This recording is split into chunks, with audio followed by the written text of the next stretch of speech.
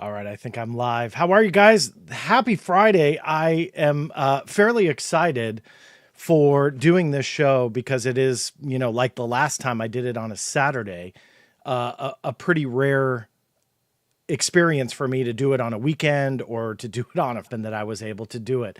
So please in the chat, if there is any problem with the audio at this point, now is definitely the time to tell me. But I'm really excited to be with you guys tonight. We're going to deal with, again, it's just kind of an informal show, but deal with some of the stuff that I put on the Black Vault this week. I'm going to take you all for joining me. Stay tuned. You are about to enter the Black Vault.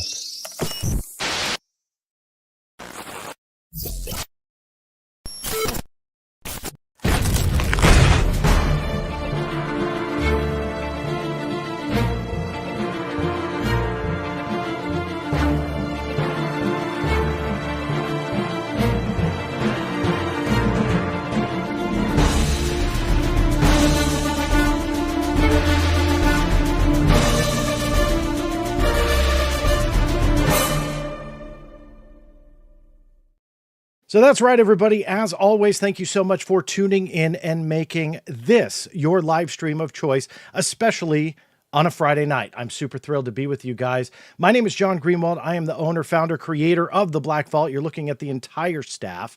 I often get letters thinking otherwise, that I have some kind of team. That is the biggest compliment that I can ever get. So thank you for that. But I am the only guy. So it's just me.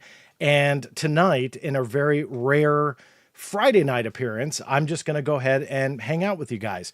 So we're going to do a couple different things here. I quickly threw together a slideshow of some of the news on the Black Vault this week. There's one thing in particular that I'm super excited about, and I really want to talk to you guys about it. So we're about to deal with that. Talk about some of the other stories that dropped, and then I'm just going to kind of hit your questions. There were some on X, more so than Facebook.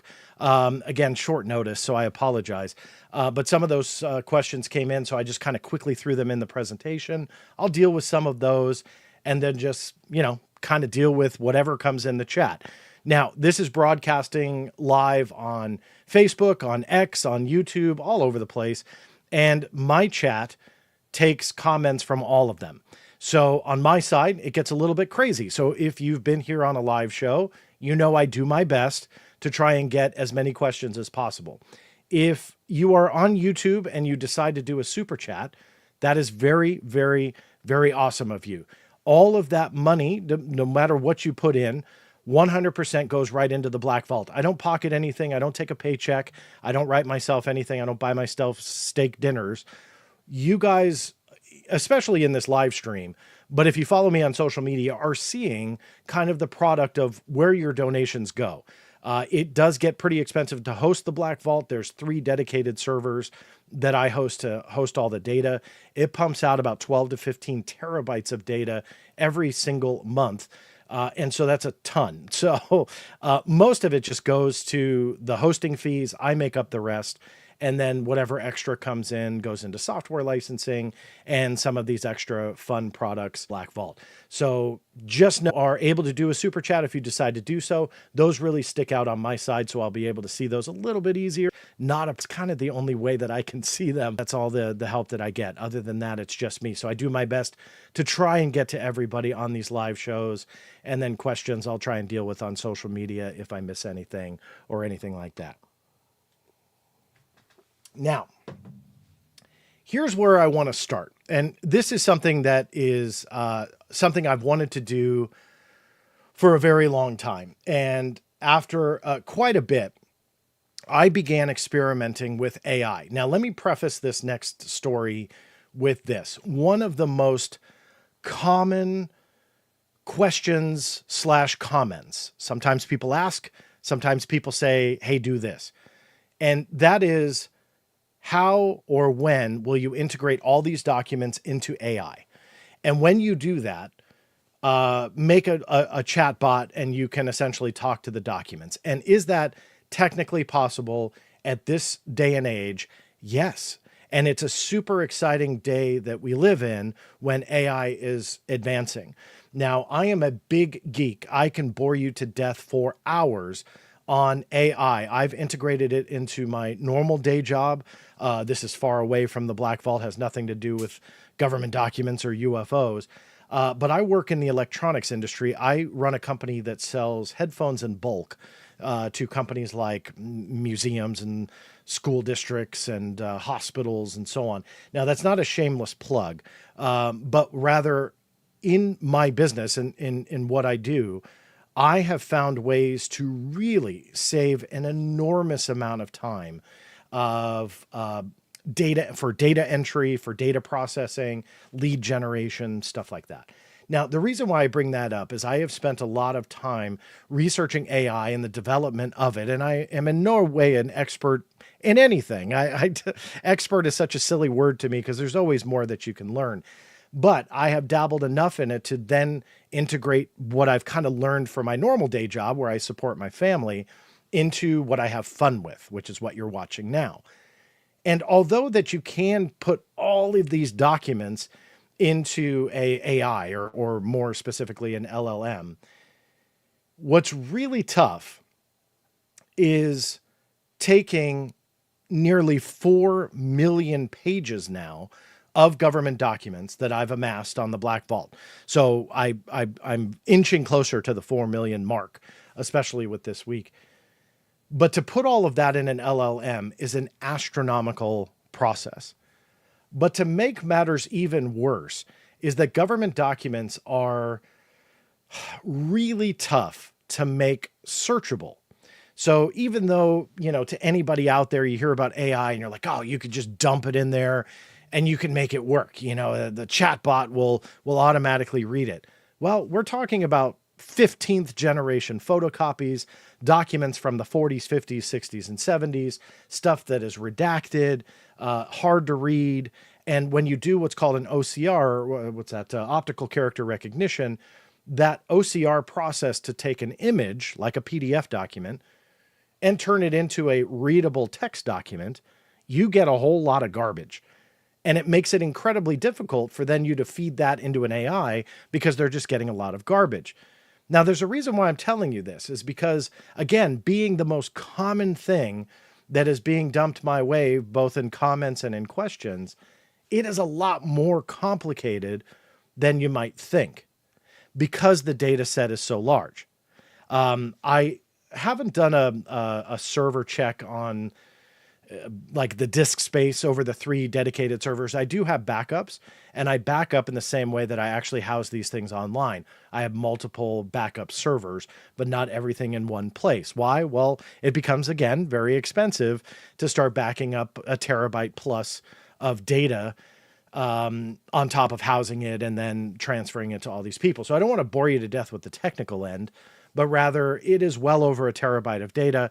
I don't have an exact number for you, but I do know that it does 12 to 15 terabytes worth of data out from these servers. And the fact that I run caching servers on top of everything, that really kind of minimizes the logs, so it doesn't kind of tax my servers as much. Now, again, not trying to bore you with the technical mumbo jumbo, but we're talking about a massive amount of data. So to dump all of that in an LLM is near impossible. So in the last couple of months, what I've tried to do is develop a way to figure out, okay, how can I really integrate the power of what is AI and LLMs and all of that with the data and the documents and everything that I am getting through the Freedom of Information Act, but then combine that with things outside of it. Eyewitness testimony, open source intelligence or OSINT, all of that being integrated in. And what I came up with was essentially a way to take specific topics and then do deep dives into specific topics. And so I started experimenting with that a little bit, and I was really happy with the outcome. I did quite a few actually before I ever published anything online. And it was something, again, that I've wanted to do for a while, but I couldn't figure out because there was such a massive amount of data how to properly do it. So what I came up with was actually doing the specific deep dives into specific topics and then feeding in the data into an AI model, which I had developed with specific instructions on how to generate these deep dives. And then, of course, with some human intervention as well, because AI is not perfect. If you've heard about hallucinations, that's very true. You have to be very, very careful with AI and working with AI, because it can literally just make stuff up. It can hallucinate. But the product is what I'm now calling the vault files. And this is where I'm super excited about it, because it's experimental. I want to stress that. But it's taking the feedback and what you all want in keeping with the factual, grounded approach, with an unbiased approach, with a document evidence-based approach, taking all of that and putting it into an AI model, again, with specific instructions, and generating these deep dives. So I launched the vault files. I'm not putting it in the main Freedom of Information Act section. Something that you guys may not know about the Black Vault is not only are there 4 million, I'm just shy, I'm about 3.9 or so, 3.9 million pages of government documents. That's what I'm known for. That's obviously what the Black Vault is known for. But there is an entire different section of the Black Vault that I don't advertise as much. But there are thousands of case files of paranormal UFO angle, even like getting into ghost cases and stuff like that. Some of you may be like, what? You really do that? Yes. And the reason is because the Black Vault has become a fairly popular place for a lot of people. They'll see it on TV. Years ago, they started sending me cases. I didn't know what to do with everything. Because I number one, don't have time to investigate everything. But number two, there was some amazing stuff out there, super interesting. Sometimes it would coincide with somebody else's experience, but they didn't know each other. So I thought, okay, let's just start putting this online with permission from the people that put it in. And I created this whole case files section. So at the top of the blackvault.com, if you just go into the site, you'll see paranormal case files at the top. Click on that. And that takes you to a whole new database that maybe a lot of you haven't even seen yet, because on social media, I primarily focus on the Freedom of Information Act files and stuff like that. But this is an entirely different section. This is where I've decided to put the vault files, because I've integrated those government documents that I've gotten, that you guys have been used to me publishing, but also with the AI model and the instructions that I programmed in, it starts researching other sources as well, and starts pulling as much as it can be verified. But again, experimental, so mistakes can be made. Don't get the impression that I'm trying to say this is perfect.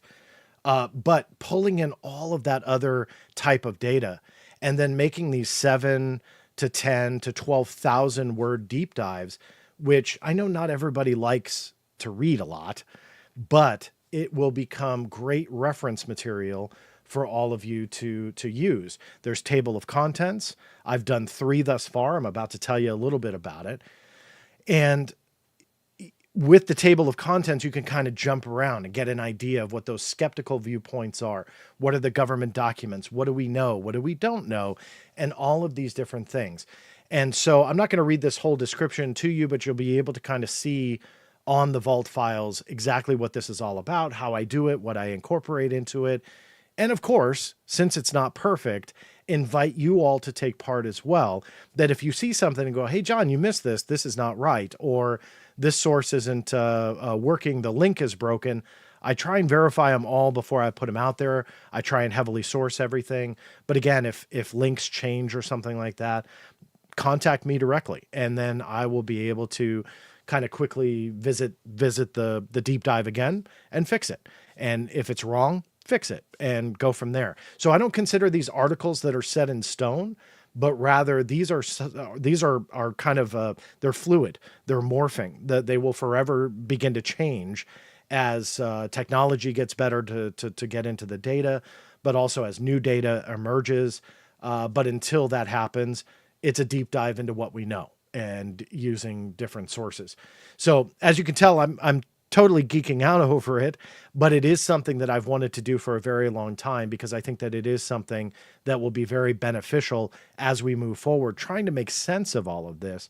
And you can see with some of the topics that I've dealt with first, and I had to, for anybody who knows me, do the 1976 Iran incident first.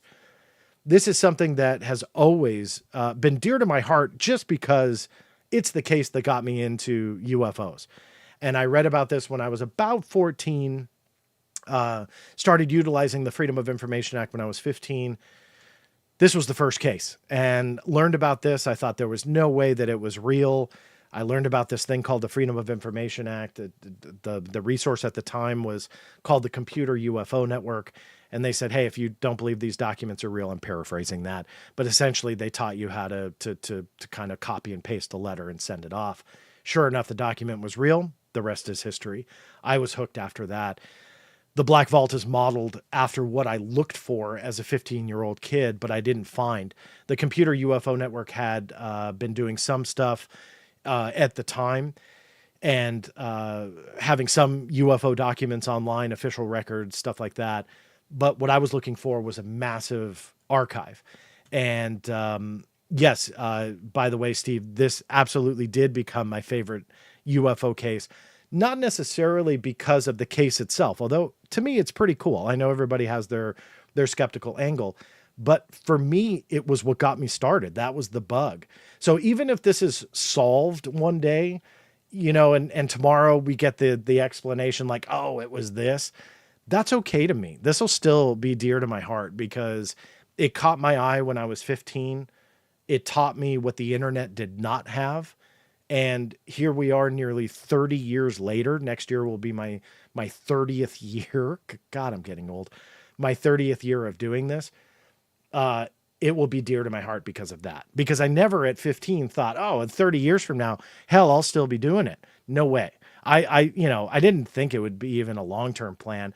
I just liked playing with HTML. Some of you may have heard this story before, but I started using the internet on DOS, AOL 1.0. And I remember my grandma at the time, sadly, she's passed away, but she taught me how to use chat rooms and stuff like that. And over time, found my way into a UFO chat room. And then that, led me to essentially the Computer UFO Network, which at that time, the internet was a different beast in the mid 90s. So I never would have expected here I am. But Steve, you absolutely make a great point. It's my favorite, but for a reason. Chris, since 15, yes. Never expected that either when I filed my first FOIA. I have surpassed 11,000 cases also. What's also kind of a fun fact that not many people realize, yes, in nearly 30 years, 11,000 cases. That sounds like, oh my God, how do you reach that number?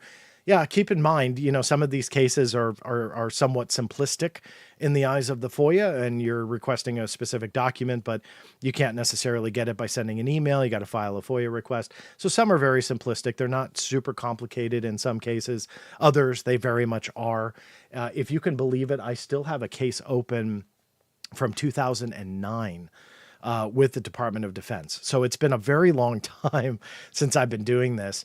And it's absolutely, ludicrous when you really think about it. But why I wanted to kind of bring up your comment, Chris, is there is so much there that has come out in that 30 years by lots of people. I'm not trying to say that I'm the only one, but obviously I have had a intense focus on UFOs. And that fun fact that I was mentioning about seconds ago, the fun fact is the majority of those 11,000 cases actually aren't about UFOs. They're about pretty much any other government secret you can imagine. But I'm most known for the UFO stuff because let's face it, it is the most fascinating. But on top of that, I've been able to kind of get my hands on things that have never been out before, which is very, very cool, especially with a topic that's so fascinating. So that's why the Black Vault is known.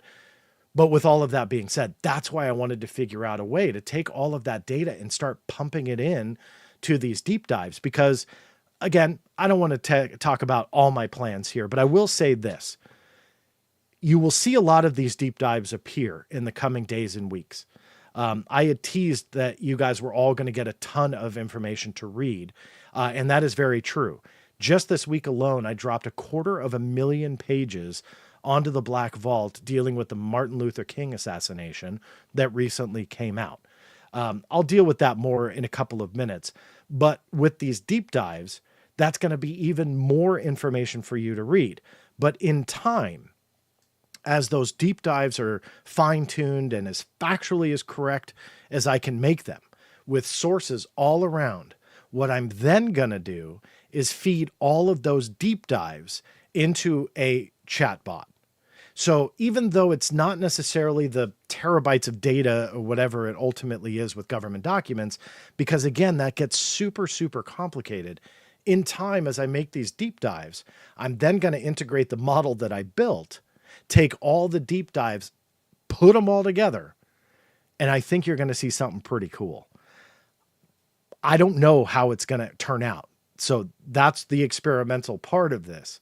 But as I use AI more and more, and again, kind of using it with my normal day job and integrating it with that has nothing to do with what I'm talking about now. What's very cool is I get to kind of integrate what I'm doing there into what I'm talking about now, and taking all of those deep dives and making a huge resource. So there are more plans than just that, but I wanted to kind of let you know there's a bigger plan for all of this for me that I think you guys will be very, very happy with. One last note too that I'll say before I kind of move on here is that I actually built an LLM. I did not launch it publicly, but fed in a bunch of documents to it. The technology is there and it works. The problem is that with all that data, it becomes incredibly slow. And then the OCR process to get all the text in there was incredibly difficult. So just know I've been working on it. And so to close that thought, I actually created that working LLM model and fed in documents to it and started chatting with my documents, so to speak, and asking it questions and having it feed back the answers based on the documents I fed in. Super, super, super cool. Sadly, just incredibly slow. I mean, it would take like 60, 70 seconds to do a query. And again, it's because the technology that's afforded to me now is not a, thousands and thousands of dollar model that I don't have to create or to integrate into some of these other very, very expensive programs. But as time goes on, where this is going, super cool. Can't wait. So the 1976 Iran incident, that is one of the first deep dives that you'll see. And I just had to traditionally, because that was the first, everything that I did. The second one that I launched earlier this week, if you haven't seen it, is the Tic Tac. Obviously, this is incredibly popular. The post-2017 world is, UFO world, I should say, is all about this case. Is it rightfully so? I'm not sure. Look, I am I hope this comes out the right way, but like a student of history. I like to go back decades. I think some of the cooler stuff is the older stuff, because you're getting beyond that drone era that we are in now, that technology of UASs that are screaming across the sky. To me, I'm a little bit more prone to love that stuff more. But I'm a document guy. I love that kind of stuff. Maybe it's not warranted. Is the Tic Tac case fascinating? Of course. Like, you listen to the witnesses and you listen to kind of the tip of the iceberg of the situation. Fascinating. When you dig in, that's when stuff starts to get questioned a little bit. You do have a lot of contradictions. You have a lot of ego at play here of some of the names that are involved. That may sound awful to say, but it's true. When you actually look at some of the reactions to other people coming out about their experience, let's say on the Princeton, and then you've got David Fravor essentially kind of commenting against them, even chastising them a bit on stage when he was with Jeremy Corbell and George Knapp quite a few years ago. That to me makes me cringe a little bit. Like, why do you have that? It's okay to have discrepancies in the story. We should question that and wonder why. But when you have kind of that ego at play and you got to chastise other people, I remember one of Fravor's comments were against somebody who was having PTSD about the experience they had during the Tic Tac encounter. You shouldn't have that. Everybody experiences things in different ways. And that to me was incredibly telling on a few different levels. But without going on a diatribe about that, overall, though, you do have these discrepancies about what's going on. And when I did this deep dive, it was super hard to do, even though I was using an AI model, to help kind of accumulate all of these different sources.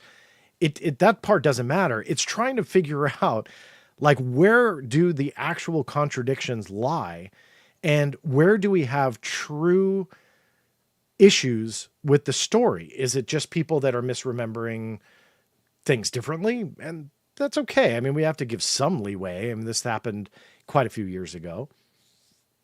But trying to figure it all out was incredibly difficult. Even for the AI model, there was things that it was just kind of like, you have a couple different contradicting stories here. And one of the things that actually Dave Beatty, and if you're not familiar with Dave, look him up on social media. He's an amazing guy overall, great researcher, great producer. He works in entertainment. He did a documentary called The Nimitz Encounters and published this years ago. And if you haven't seen it, see it. It's awesome. He does a lot of interviews with the Princeton witnesses to all of this. But one of the things that he pointed out to me, which AI kind of noticed on its own, but needed a little bit of help from an expert like Dave. And he said, originally some of these sources, like the Bass reports that came out, had Chad Underwood as saying that there was no radar jamming that happened. And then he being Underwood, did a interview, I think it was with New York Magazine or the New Yorker, drawing a blank on which one. It's in the deep dive, properly sourced, but it's late on a Friday night, well past my bedtime, I think. But one of those magazines, Underwood didn't mention any of the jamming. Then he does an interview with Jeremy Corbell, and then all of a sudden, just like David Fravor had talked about, Underwood said, yes, there was jamming.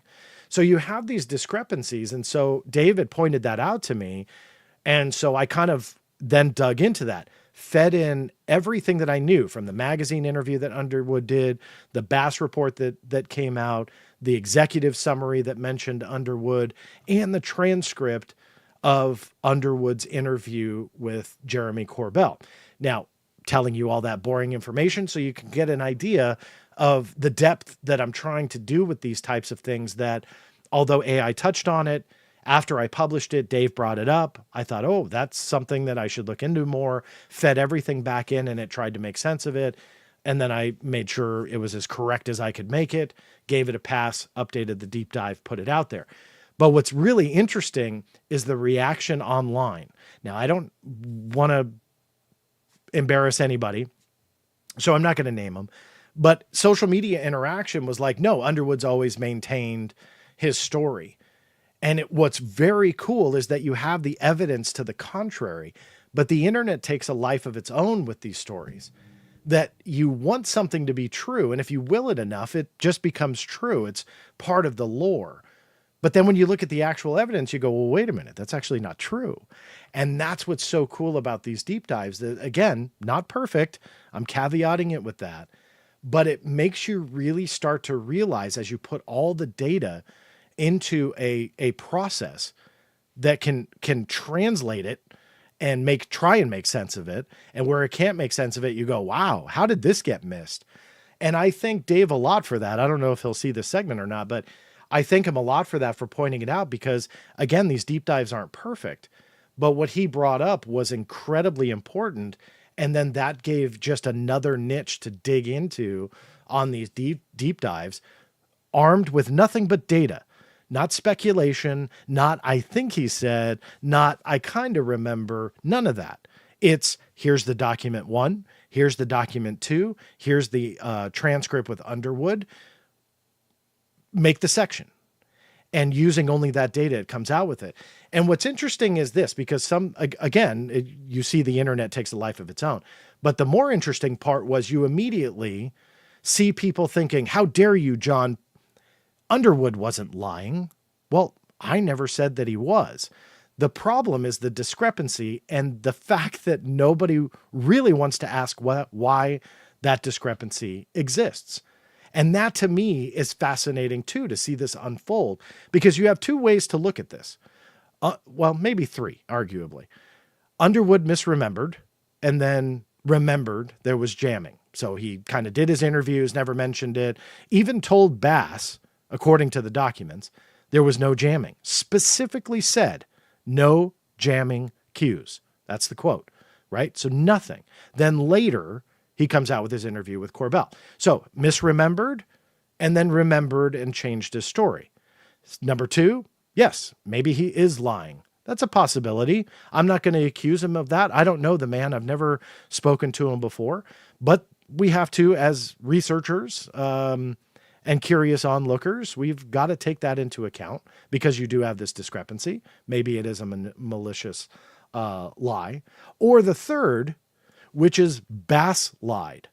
Bass being the Bigelow Aerospace subsidiary who did the OSAP contract that did all of these UFOs, investigations, credited for doing the Tic Tac report, that maybe they lied, that they just completely made it up, that Underwood said no jamming cues. Now, why is that? I don't know. That's for you guys to figure out. But the data speaks for itself. The discrepancy is 100% there. The evidence is 100% there to prove it. And you look at the social media interaction and you realize people want to ignore that the narrative should be Underwood had radar jamming. So did Fravor confirmed it. So ergo it's true. It's a lot easier for some people to just kind of accept that for being true. The reality is it's not.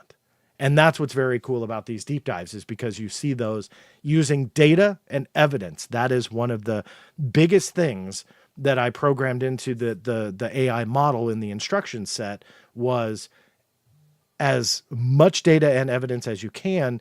And if there's anything speculative, then to properly label it or omit it altogether.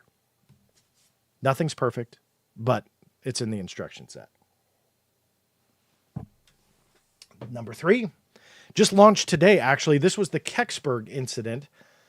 Not as well known, at least not today anyway, because it is Tic Tac all day, every day, and anything related to the post-2017 world. But the Kexsburg incident has something that is something that's been around for a long time in the UFO field and has been obviously debated endlessly over the years.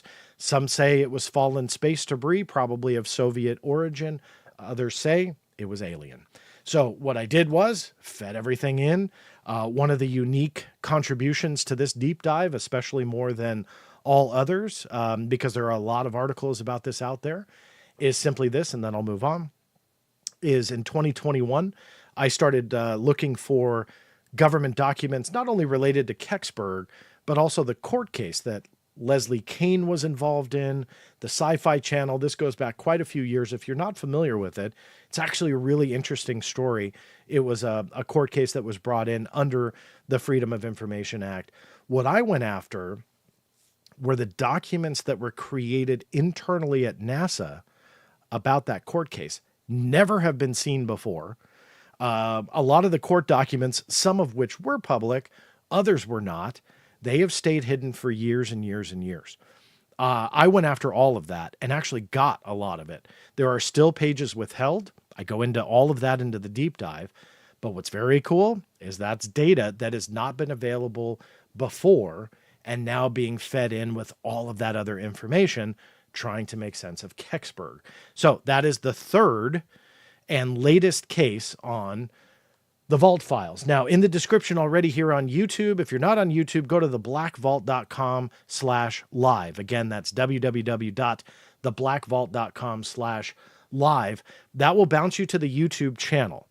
Once you're at the YouTube channel, when you see this live stream, either as we're going live here or after the fact, just find it, the one that broadcast on August 1st, 2025. It is in the description already.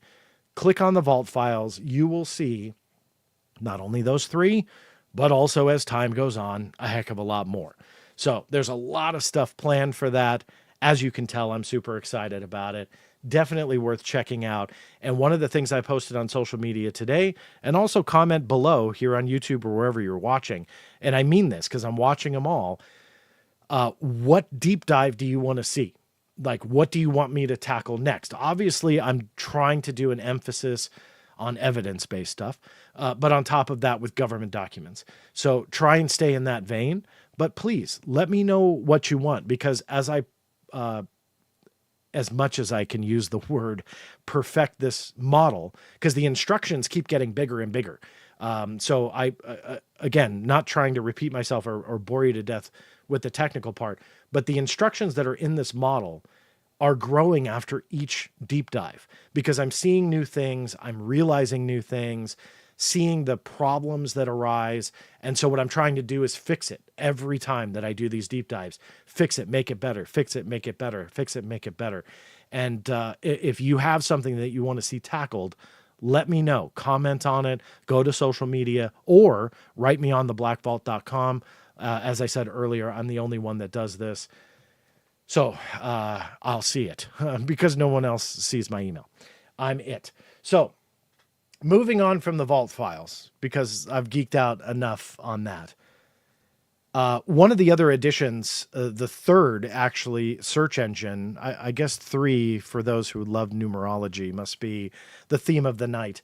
Not planned. 3 deep dives and 3 search tools that I've launched in the last couple of months.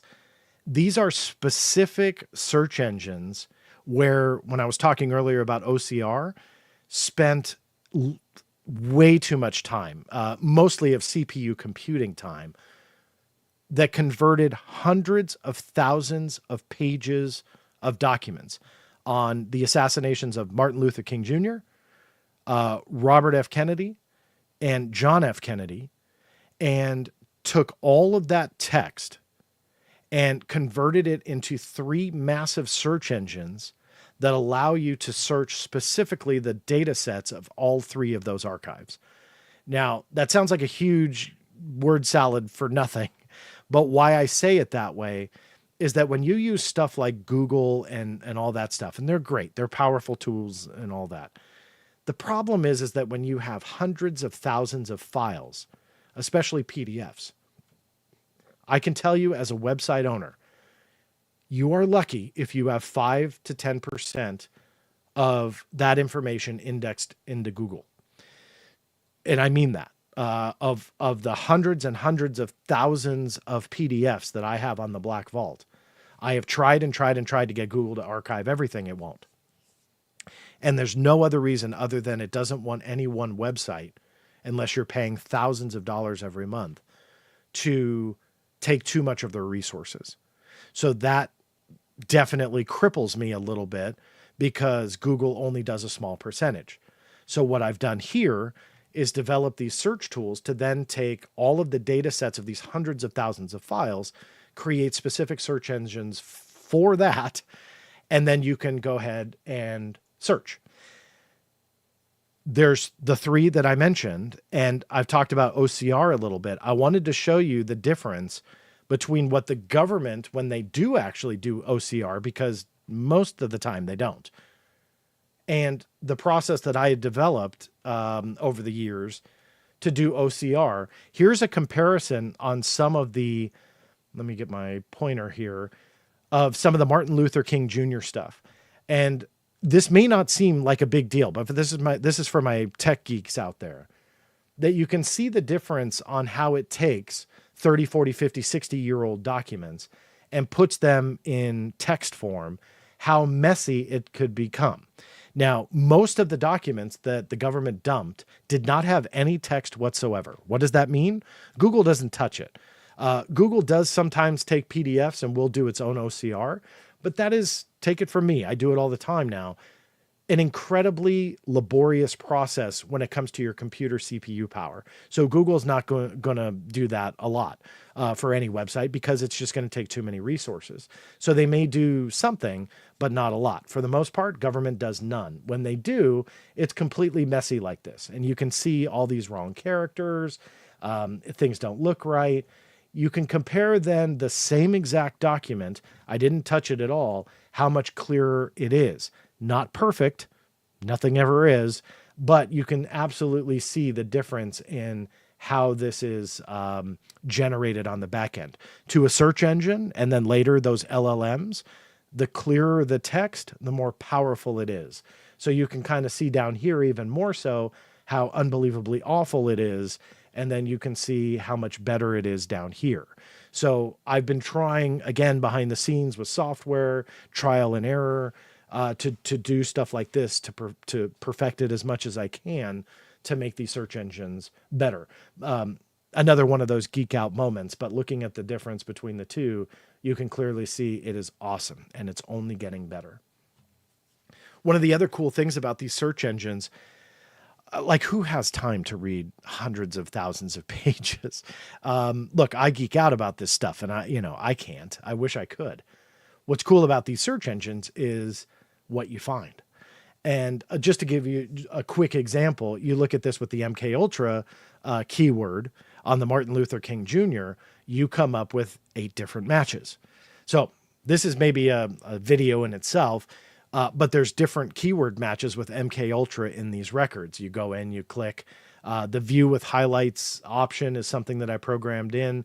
So when you click on it, the Black Vault will actually show you the highlighted words automatically of MK Ultra or whatever you search for. So it's a pretty cool feature, or just download the PDF. One last thing before we move on. Actually, I'll take some questions. I've seen some super chats come in, so I really do appreciate that. Let me move a window here so I can see them properly.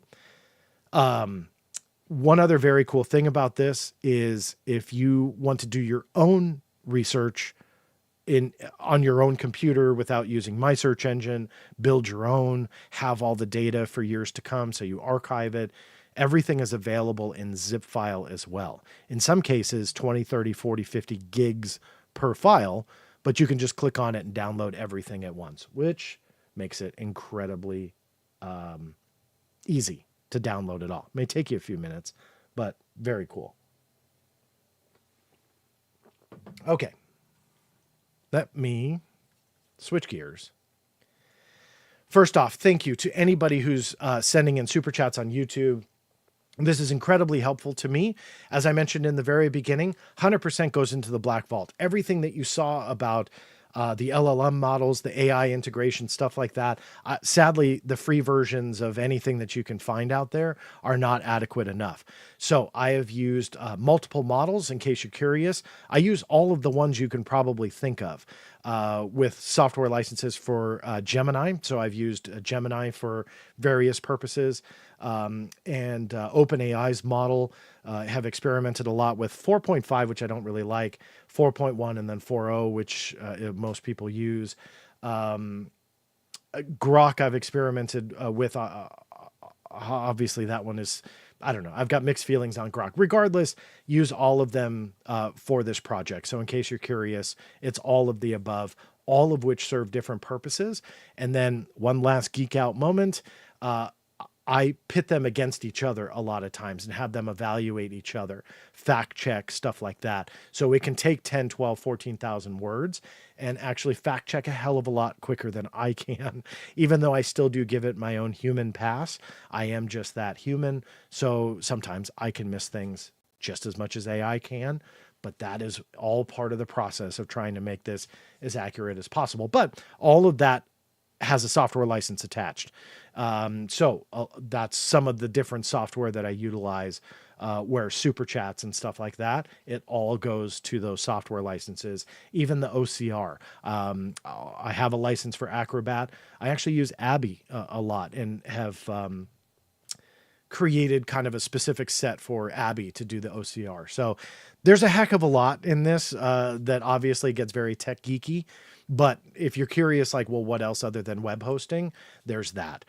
Sadly, donations and even the ad revenue, they don't pay for the Black Vault overall, so I front the rest. But that's why I thank you guys so much for those who do choose to donate, whether it be through Super Chat or Patreon or even just a Twitter subscription. I don't have a paywall for my content. So that's why I don't have really a whole lot of people that subscribe in that way, because you're not getting anything else. So I just have to be honest with you. I'm an advocate for transparency, so there's no secret content. but you're helping the process. So for that, I really do appreciate. Black Dread Scotland, always a pleasure to see you in this channel. Longtime supporter. Hey, hope you're doing well.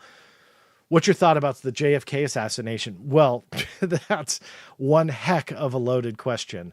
I can tell you this. Look, I have built the search engine, as I just went over, and that is something that is incredibly helpful finding certain things. It is very clear we have not been told the truth from the very beginning. That's, kind of obvious. You don't need me to tell you that. That's nothing prolific. But it is very obvious to me. And then especially as we go on with the documents that have come out, some of the redactions that are still there, and still kind of the question marks where we can't really definitively say what's going on. There's obviously something there, but that is very much a deep dive in itself with all of these documents. And you know what? You just kind of gave me the idea, like maybe that is a deep dive, because I did OCR convert all of those documents, the hundreds of thousands of pages. So I'm trying to think how that might work. I think maybe I can try and figure something out. Maybe a deep dive of all the text to try and make sense of it. Maybe that's worth experimenting with. So that's something that maybe I'll do using the model that I built and all of that text, because I have it all now, including the RFK material and including MLK. So, hey, great question, because you just gave me that idea. I didn't really think along that line. So that doesn't probably answer your question. I mean, I don't know who did it, if that's what you want to say. Want me to say. The whole lone gunman, Oswald did it all. Look, I even don't consider myself an expert enough to say either way. My gut, though, based on what I've seen, we are not being told the truth. And I would lean towards more people absolutely involved in that shooting, even as much as a second gunman. But again, that's not like based on like evidence here I'm going to show you. That's just based on the overall storyline and everything that I've seen with the government documents. I know that Jefferson Morley, who I interviewed many years ago on this show, I should bring him back, especially after all this data has been given out, has done an extensive amount of research. In fact, he was in the congressional hearing as an expert, and rightfully so. He's a great guy. I remember talking to him and having a lot of fun doing so years ago. But he's been following this very, very closely and has written quite a few different articles. So if you don't know who that is, please look him up, Jefferson Morley, and hopefully he can better answer, especially more eloquently than I can. The wub, here's to the hosting fees. Well, thank you for that. Truly appreciate that. Love your name. Thank you for that. API case files, keep up the good old work. I will definitely try and do that. Thank you for your support of the channel. Absolutely. Max Libby, do you have to convert the files before feeding them into an LLM? I'm thinking of the TIFF file types and whatever else. Are you able to pair the original files with the LLM stuff? So that's a great question, Max. I've touched on briefly about the tech geeky stuff. You must have been using computers for a while, because you brought up TIFFs. TIFFs are definitely on the older end of all of this. And I say that as somebody who's been around the block myself, so I'm not trying to age you here. TIFFs actually go back to the original files that came out with the Stargate collection that I got through FOIA years and years ago. It was the first time they'd ever been on the internet, and they were all TIFF files. And if you don't know a lot about TIFFs, especially at the time, TIFFs could actually be multiple pages, but you had to have a special viewer to see that. And I remember learning that for the first time. It was probably 20 years ago, and had no idea. I thought TIFFs were like an image, like a JPEG, a GIF, or GIF for some of you who like to say it that way. It's always a GIF to me, and it always will be. I don't care what the right answer is. But I thought it was just an image. But in reality, like a PDF, TIFFs could have it too. Now, to go back to your question, yes, to feed it into an LLM, you properly have to have a text version of it, because it has to understand what it's looking at.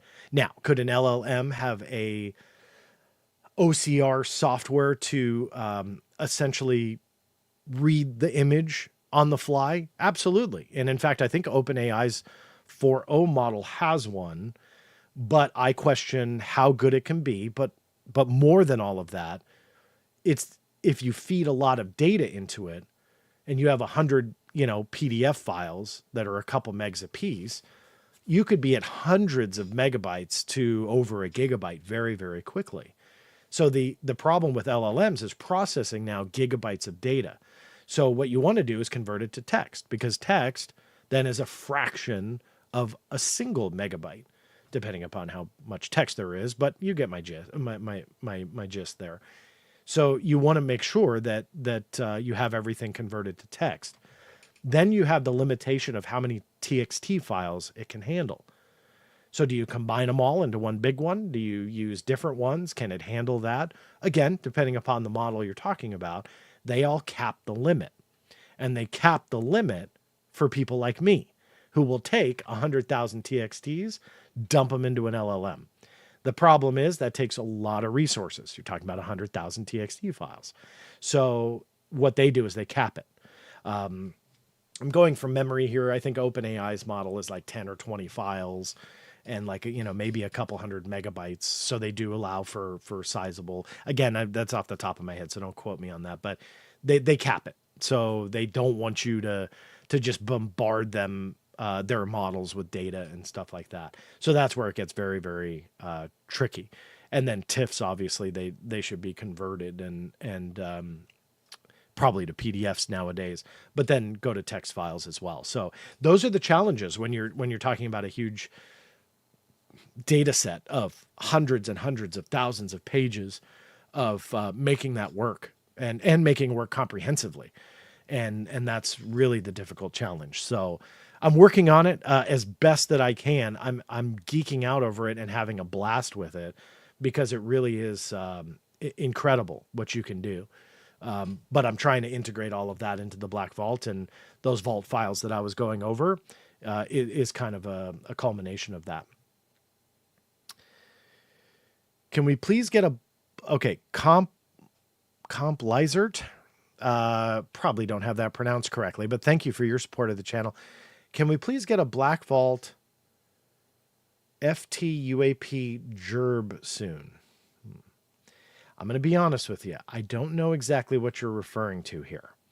This has happened to me before, so if this is some kind of weird slang that I'm going to be embarrassed later when I learn what it is, then I'm sorry to those that are listening, but I'm so sorry. I'm not entirely sure what you're referring to there. I'll try and check the chat, though, or just email me directly. I'm happy to answer you when I get that. Same person, so thank you for the I see you've actually very appreciate your support. I'll get to your third question here after this one. Which USO underwater case is the most compelling? That's a great question, and one that I'm probably not prepared to answer for now. I can tell you this, although he has passed away, and it is heartbreaking for me to say that, because Carl Feint was one of the best people I've met in my life. He was a hilarious person, away from UFOs, USOs, and all that. He and I used to lecture together at conferences, ran into each other all the time, and would have a blast hanging out behind the scenes. And Carl passed away now quite a few years ago, but he wrote a book all about USOs. And in my mind is still the foremost expert on those cases. So I'm not trying to plug a book for you to buy, because I always cringe when people do that. But if there is a book to buy on USOs, and I know that, excuse me, I know that books have come out, since Carl's passing and so on. Carl's the expert. And I'm fairly confident that the books that have come after took Carl's work and they stood on his shoulders. He's the man to look at. So he sadly can't answer that question, but his book can. And if you look into that, definitely do so. There's also, if I remember correctly, it was waterufo.net. Now, I could be wrong. If I am, write me and I'll find it for you. I believe his website is offline now, but if I do remember, his website is on Wayback Machine. So look him up on that.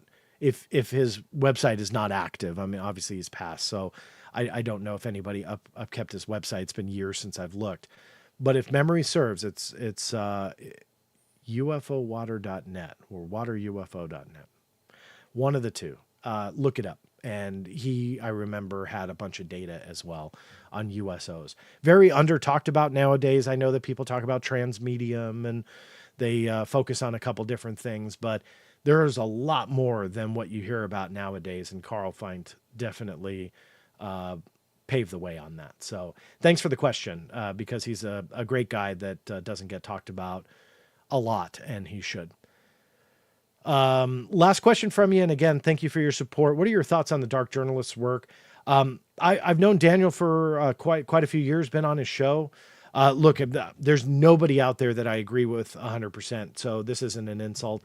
So I won't say that I agree with 100% of what he does, but I can say he strikes me as somebody who really digs deep, who's an incredibly intelligent guy, somebody who I've enjoyed talking with on the air and off the air for many, many years. So I don't endorse like, hey, you got to listen to this guy because everything's 100% truth. I don't say that about anybody, but yeah, I think he does great work. And like I said, really does his homework. So nothing bad to say there. Dr. Dan, not sure if this is the same Dr. Dan on X. If it is, good to see you again. If it's not, nice to meet you, Dr. Dan. If Stanton were here, what case would he say that's the one, go deep? Oh man, that's a tough one, Dan.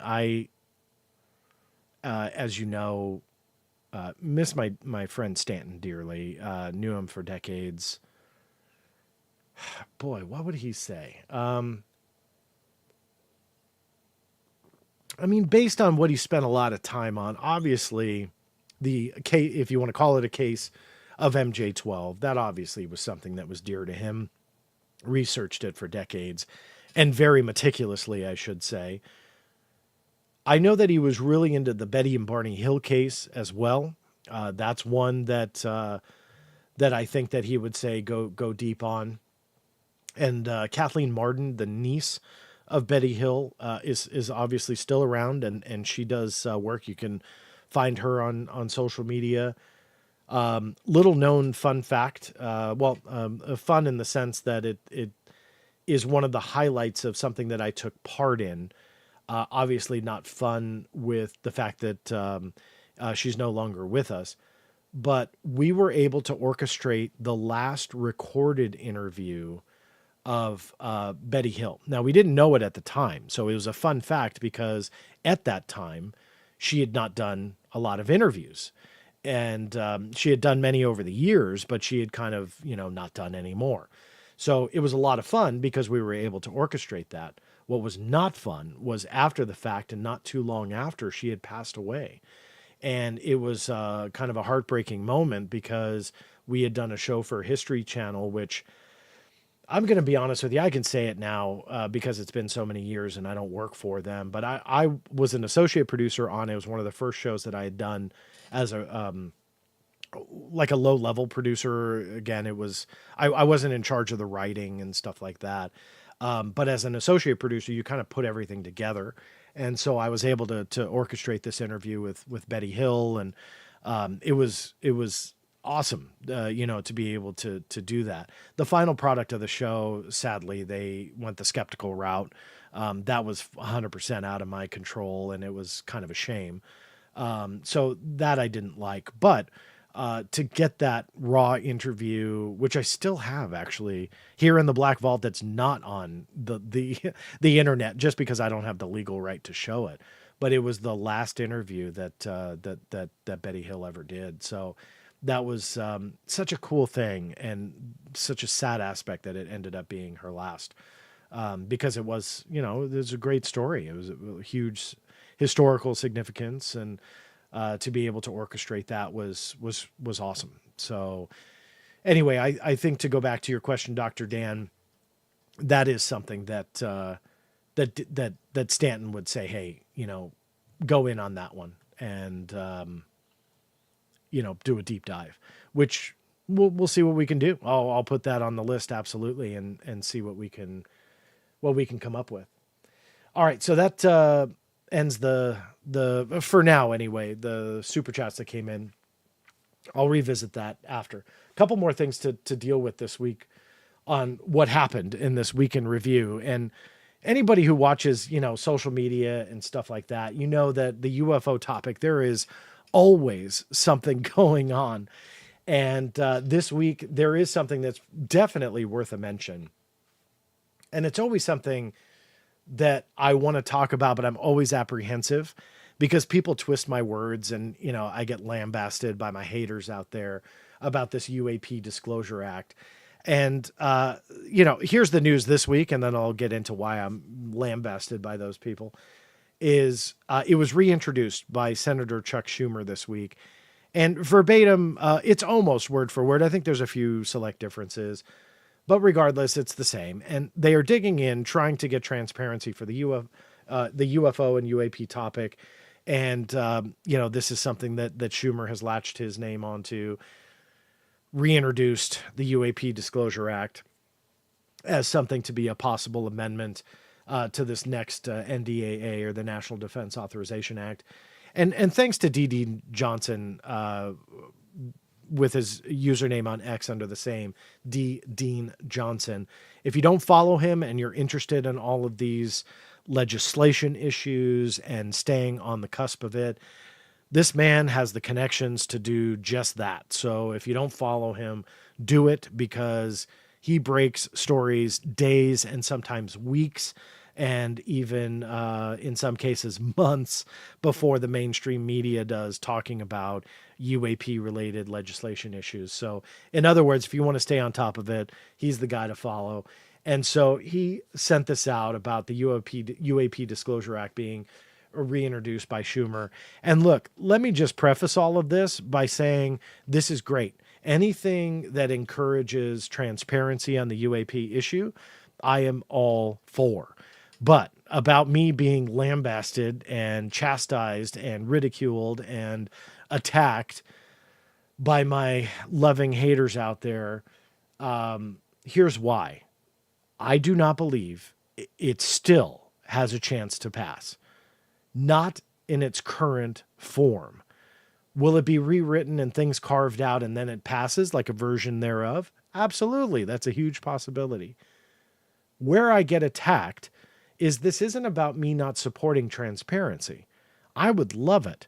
If they came out, they meaning the U.S. government, with this UAP Disclosure Act, and it passes, and all of a sudden the U.S. government, starts bringing out all of these things about UFOs and so on and so forth. That is a Freedom of Information Act requester's dream. And I mean dream. Because when things are declassified from the U.S. government, they are not declassified in full. Everything is thrown out there going, okay, public, you win. Let me show you everything that we have on UFOs. Now that you know they're aliens or whatever they disclose, here's everything. That's not how it happens. That's not how it has ever happened on anything that has been declassified. A lot of times you'll get maybe a mention of something or the confirmation of a fact, but then it takes years to research all of the documentation and everything that goes to support that fact. And so where I say it's a Freedom of Information Act requester's dream, I truly mean it. And you don't need to take my word for it. Look at any major secret that has come out from the United States government. You might get a peppering of the topic through a press statement or, I don't know, a presser or whatever. But the majority of it takes years to come out. Some of the spy satellites like Corona and all of that is a prime example. Even though those and the identity of and the code names were declassified however many years ago, it has taken years to get details on those spy satellites out from the CIA. And as somebody who's specifically requested things on Lanyard and all of these different satellites and so on and so forth, Corona and DSP and all of that, let me tell you, it is still near impossible to get a lot of the more interesting information out. So that's what I say, is that if disclosure, quote unquote, ever happens the way people think it does, one of the biggest things thrown my way is, oh, John, then you wouldn't be able to use FOIA and the Black Vault would die. Well, I can tell you that the Black Vault would likely be more popular than ever, only because then you can go back to every single document that has ever come out that has been redacted and request what's called a mandatory declassification review, and then get it declassified, or at least declassified further on top of that. All of the documents that have ever been denied, and there's a huge, huge number of them stretching across every agency, then you can file for those and get a mandatory declassification review on those. Then all of the documents that have been lied about, because we know that there's tons of them, then you can go after all of those. The likelihood, or even the possibility, that all of those would be magically declassified if disclosure were ever to happen is absolutely a pipe dream. It would never happen. So that's where the Freedom of Information Act would actually be more important than ever. And I stand by that. So the hatred that comes from people that are firing those things at me is completely unfounded. And the UAP Disclosure Act, for the most part, would help people like me astronomically. The problem, however, is what's in it and how it's written. It's almost, in my opinion, here's the conspiracy side in me, and some of you may hate me for it, it's almost like it's written to fail. And one of the things that I brought up the first time that this appeared was the eminent domain part. And it reads like this: exercise of eminent domain. The federal government shall exercise eminent domain over any and all recovered technologies of unknown origin and biological evidence of non-human intelligence that may be controlled by private persons or entities in the interests of the public good. That's key there. Private persons or entities. That's not just the Lockheed Martins of the world. That's the Brandon Fugels of the world. Those are people that are maybe spending their own money to finance their own projects that may make it an astronomical discovery of some kind, and the government can just come in and take it. That they can go in and shield it from the rest of the public because it's in the public good. Well, what if the public good is absolutely keeping it secret? Because we know that a lot of the UAP related issues, they believe that the public should be in the dark. I personally do not believe that it's legally justified in many cases. In some, I hate to say it, it is. Kill me. Shoot me. Shoot the messenger. But I've dealt with a lot of government secrets, and I've dealt with legal issues for a long time when it comes to this. And there are some secrets that need to be kept. Sorry, there just are. However, when it comes to UAP issues, that's a different ballgame. There are certain things that absolutely, justifiably, should remain secret. Others should not. But in their eyes, in the public good, right, for the public benefit, they're going to keep it a secret because you are the national security risk. Goes right back to the 1952 Robertson panel report that the real national security threat behind the UAP UFO topic was the general public itself. And the harm that you guys can do by asking the questions, ringing the phones, making a stink out of the secrecy, the cover-up. That is a national security risk and has been for decades. Don't take my word for it. It's in black and white, and it goes back to the 1950s. So it's very interesting when you see this, because in the greater good, the public good, they think it's better for you to be in the dark. So this paves the way for them to go to the private industry and the private people and say, hey, we're going to take this. Why? Because it's your or the public's best interest. That's what this language says. You don't need to take my word for it. This is completely overreaching language that both Dems and Republicans are not going to get on board with. You can introduce whatever you want. You can even have the support of a select few people. Doesn't mean it's going to pass. Now, am I wrong? Could I be wrong? Absolutely. I'm not here to be an expert on anything. I told you earlier what my feelings are on the E word. But regardless, I've dealt with enough issues here that when you start introducing eminent domain language, where you can go in and take things from private people and entities, that is problematic on so many different levels. I'll deal with that more in a second. Availability to review board. Any and all such material, should it exist, shall be made available to the review board for personal examination and subsequent disclosure determination at a location suitable to the controlling authority of said material and in a timely manner conducive to the objectives of the review board in accordance with the requirements of this division. Who ultimately will stand on this review board and make these decisions? Who ultimately decides what you should see? Government people, elected leaders, private citizens, scientists, educators, me? Who is it? And we don't have that definition. We have, I'm not going to bore you and read all of it. Is there an idea? Sure. Is it going to be what we all want? It's the U.S. government. Probably not. So the problem here is then you have a select group of people that you didn't elect that were chosen by somebody that, well, we're not really sure who, to make these decisions about the public good. And we know just by history that the public good is to be left in the dark, at least according to them. So here's that quick review on the eminent domain and the language on how it's written here. Ideally, you want it to be the Lockheed Martins of the world, those that have had some kind of secret technology that we captured from aliens from 1960, and it made its way to Lockheed Martin. And yes, some podcaster gave an address, which is incredibly silly if you really look at what they were doing, but gave an address to go ask questions to, a public address to boot. But regardless, people have to feel important. But you throw these names out there, and ideally you want them to go knock on the door of Lockheed Martin and say, because of this legislation that passed, give us the alien tech, and we're going to show the world.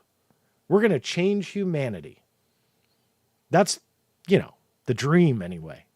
The reality is, we know that secrecy has prevailed.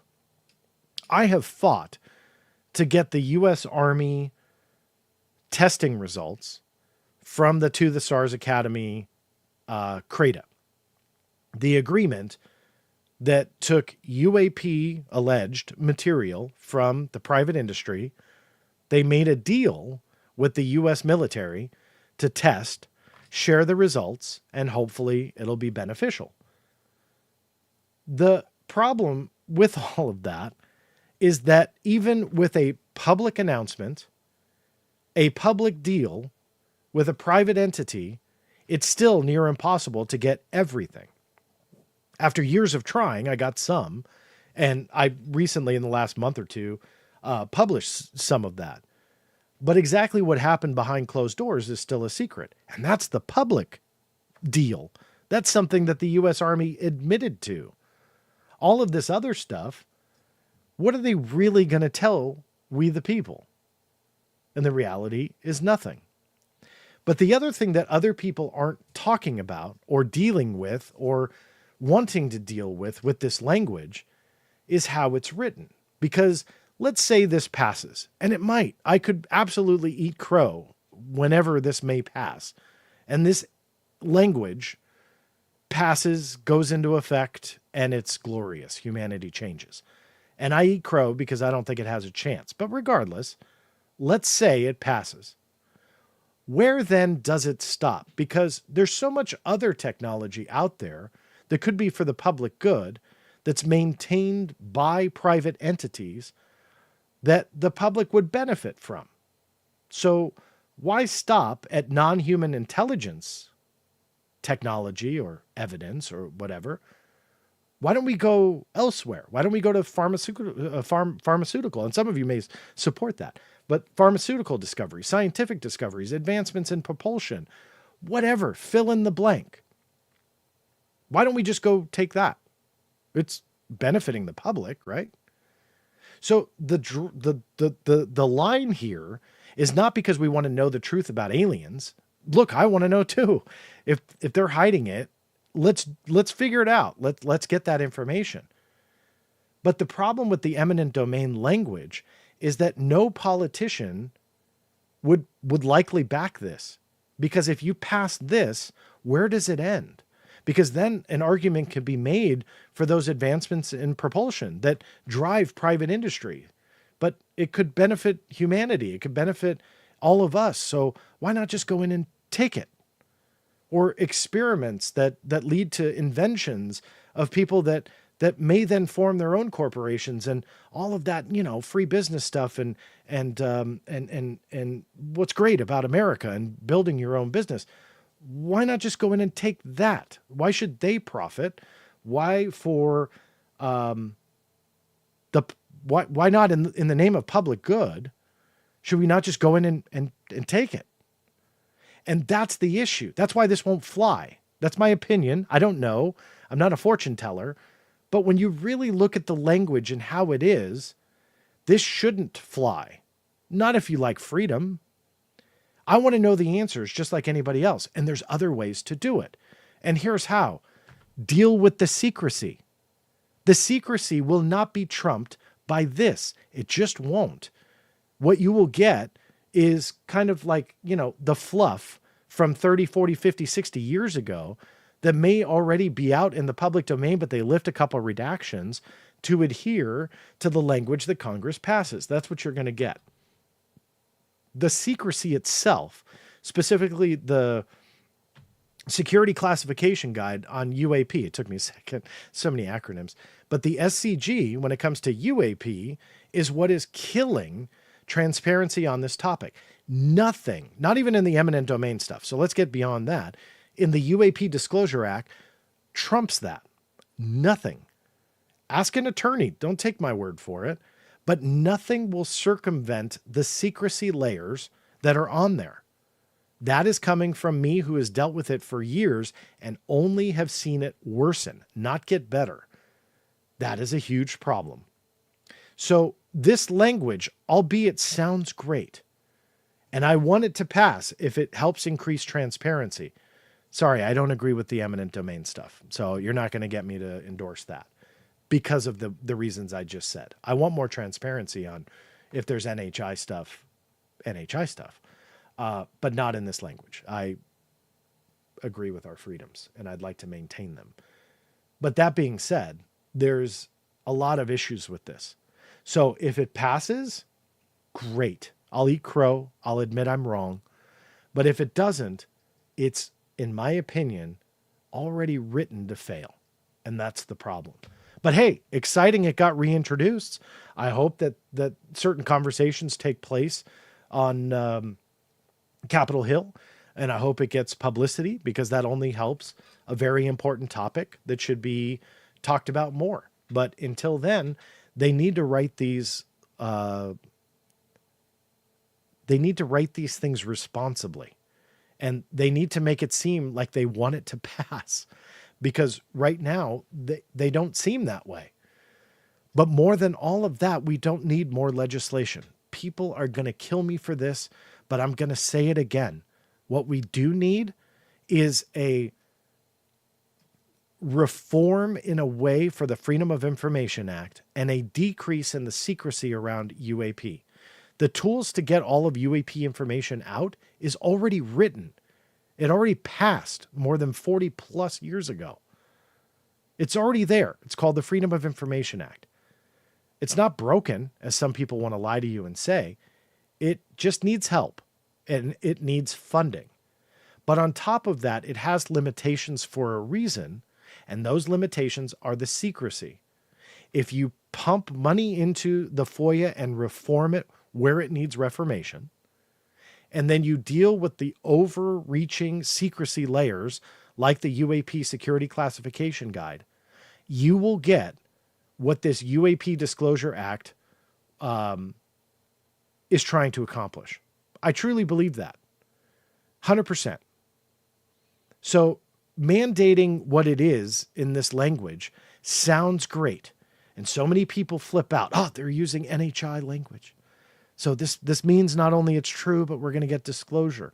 Nope, it doesn't across the board.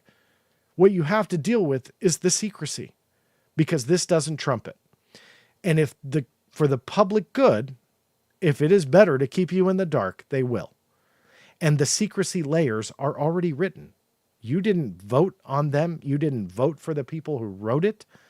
It was all done behind closed doors. The Security Classification Guide is a prime example of that. If you do not change that, the UAP Disclosure Act does nothing. And you, again, don't take my word for it. Go pay a lawyer to have them look at the language in the UAP Disclosure Act, and then have them look at the code in the Freedom of Information Act, namely Exemption B3, and then the Security Classification Guide and everything that works against you from knowing the truth. This does not trump it at all. It does not. I don't care what people say. If I'm wrong, I'll eat crow. Until then, it's destined to fail. All right. So here, I'll go back to Q&A. Again, anything that comes in on Super Chat on YouTube, I will absolutely look out for it. Show comments on stage. Huh. There's some new features in my software here. What I did ask on, and I'm learning as I go here, what I did ask on social media here for this Friday night live stream is a couple of questions from X. Now, right before I went live, I'd kind of slammed together this PowerPoint presentation just to kind of keep me, on track here, but also asked for some questions. Now, there may be some since I started rolling. I apologize. I don't have those or access to those. If you're watching, please feel free to put your questions in the chat on all caps.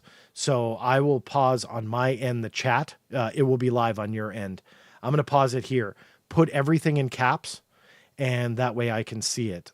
Super chats also I will look out for as well. But for now, I'm going to go ahead and deal with some of those X questions that I did see. Now, I did have this in the normal slideshow. I moved it because there was a question on it. Thoughts on VP Vance UFO statements. This is from Eli on X. He seemed very serious when talking about it, didn't burst in laughter like the naive interviewer did. Do you sense Vance was being genuine about having an interest in UFOs? Let me go ahead and tell all of you, for you that haven't seen this, I did post it on X and Facebook today. This was an interview that dropped with JD Vance on a channel called Ruthless Podcast. Now, I don't mean offense to these guys. I don't know who they are. So apologies. I can't really tell you what, if it's a comedy show, a serious show, all of the above. I'm sorry. And I have a lot of respect for people that have YouTube channels and can be successful with them, but don't have the time to research everybody. But I will say this: if you get an interview with a vice president and he says something like this, don't react like this. I hope this audio comes through.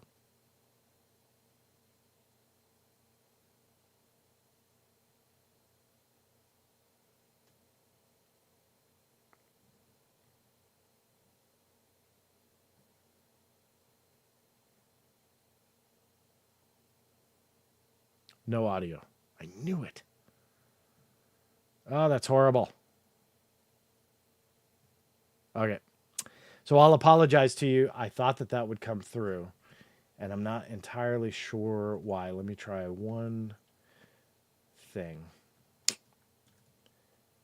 And I hope it does. Let me try it one more time, guys. I apologize. Joys of being live.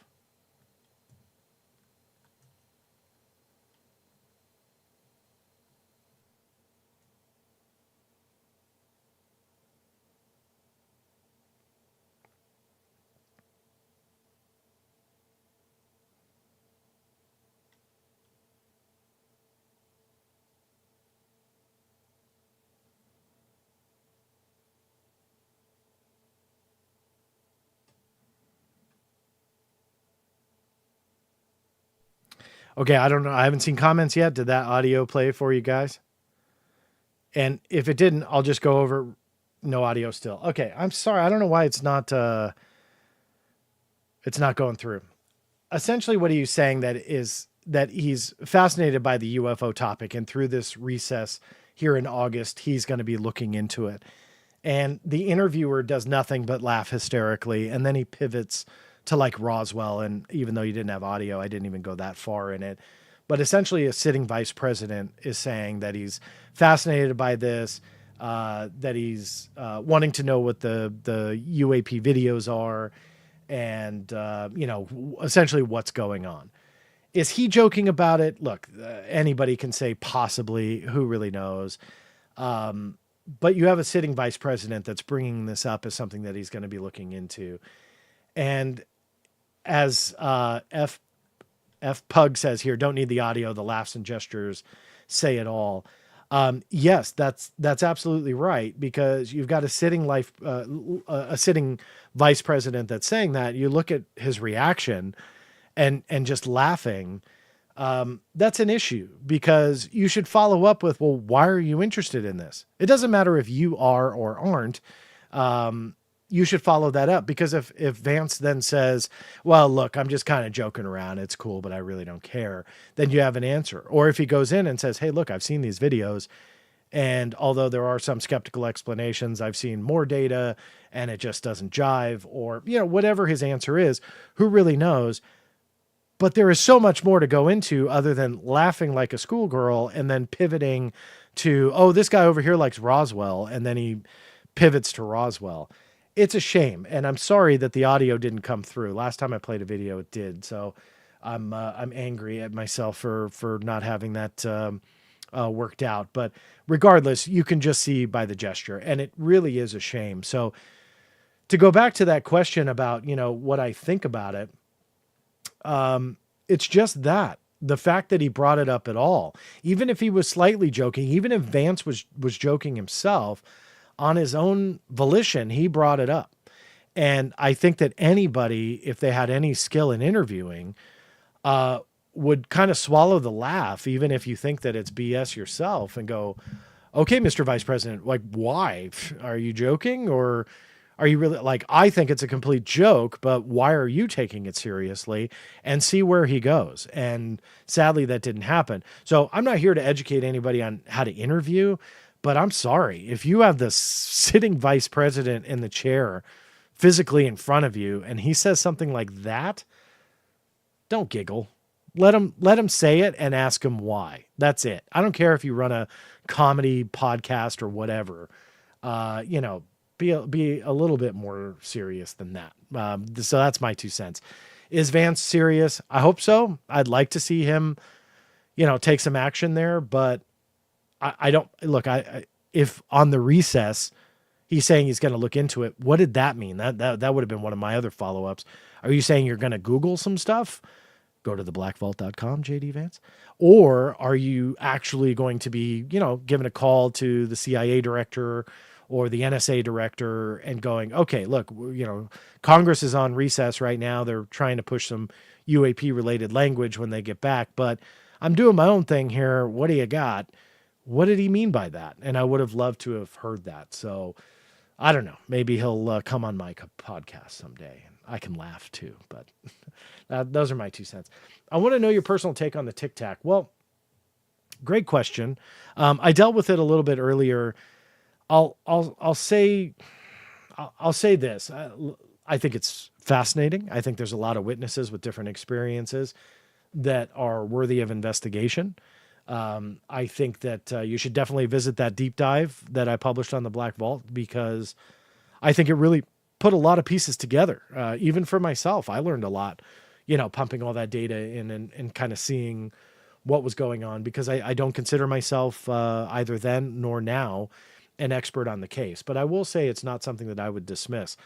I will say one of the things that I got a lot of heat for years ago when I was asked to be on J.J. Abrams' special UFO, which aired on Showtime. And this was a much even hotter topic then than it is now, even though it's still a hot topic. But it was more so then. And I remember the hate mail that I got from this. And I remember the producers that asked me about it.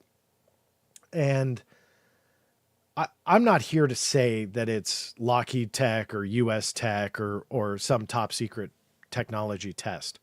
What I am here to say is it is a huge possibility.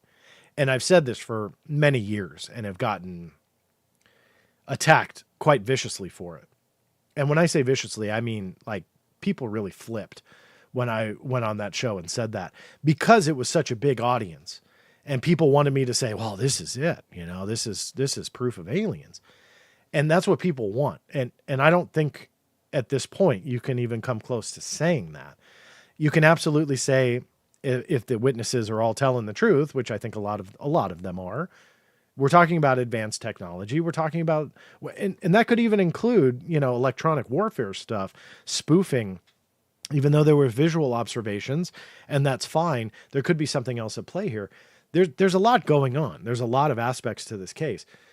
So when I said that, and the response was unbelievably awful from some corners in the UFO conversation. Fast forward to today, and you got Ross Coulthart going on News Nation saying, I have sources to definitively say it's Lockheed Martin. It's like, wait, are you getting threatened too, Ross? Because I remember a couple years ago floating that idea was blasphemy. And now all of a sudden people are talking about it going, well, you know, Ross said it, so it has to be true. Look, I said it years ago, and I'm still skeptical about that. If it is Lockheed, where's the evidence? You know, I get it. Journalists can't put their sources out there all the time, and there's anonymity that has to be maintained. I get that. I chastise using anonymous sources a lot, but there's a reason.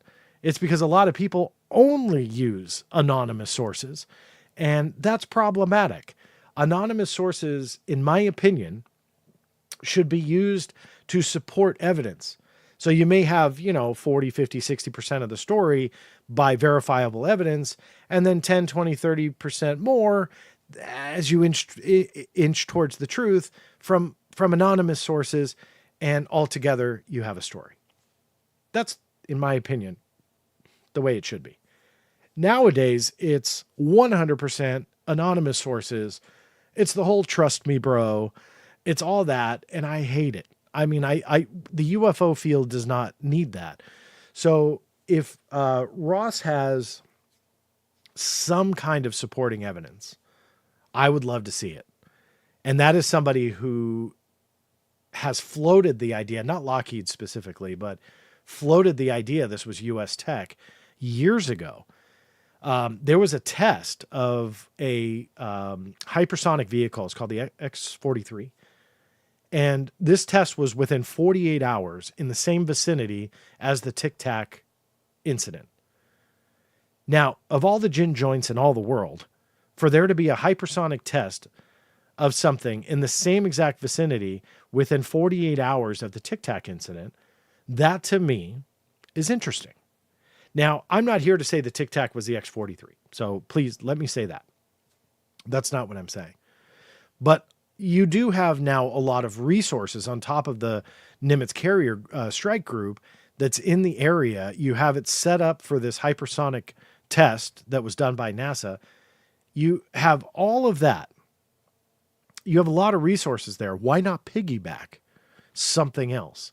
And I think that I don't remember what ended up airing on the J.J. Abrams special, but I can at least attest in the raw footage. That was kind of what I said, you've got this test going on. You've got a lot of resources there that are already there for public reasons. Why not test something and piggyback on those resources? Because it minimizes your cost. I mean, if you're experimenting with something, you have a lot of resources there for a very public test. The hypersonic test was public. So that was not like a top secret test that we found out years later. This was something that was planned and public. There's press releases about it, so on and so forth. So when you have the resources there, you have the military presence there, you have all of that. When you piggyback something else on it, it doesn't stick out as much. Doesn't mean it won't stick out. Doesn't mean you won't catch a pilot's eye that wasn't briefed on it. Doesn't mean there's a lot of misunderstanding there. It also doesn't mean there's not intentional misinformation to throw people off. It doesn't mean a lot of things, but that's a very plausible scenario, that there's a top secret test. But as somebody who said that, now you've got somebody saying, oh, well, I think it's Lockheed Martin. Well, in the same breath, I'm going to say, okay, prove it. Because I don't have that proof. I've not seen that proof. I was purely speculating, and I'm proud to label it as such. I don't have the answer. So I think that when people say specifically it's Lockheed, I get it. Some things have to be anonymously sourced, but you should have something, and we don't have that. So anyway, with that Tic Tac, I wish I had a better answer for you with like a, definitive it's this or it can't be that, but there's too much unknown to it. And I think that that's the intent. It's interesting to have the U.S. military and Arrow and them make reference to this in past hearings saying, the Tic Tac is something that's unidentified. That to me is a red flag. Maybe I'm just conspiratorial at heart. But when the government says something's unidentified, it's like, what are you up to? Because you never want to admit that. So now that you're like freely admitting it, there's a problem. Either you're being honest, which, there's always that small chance, or there's some other chess game at play. I love chess. I've played since I was young. This is a chess game. So that's why I question every move.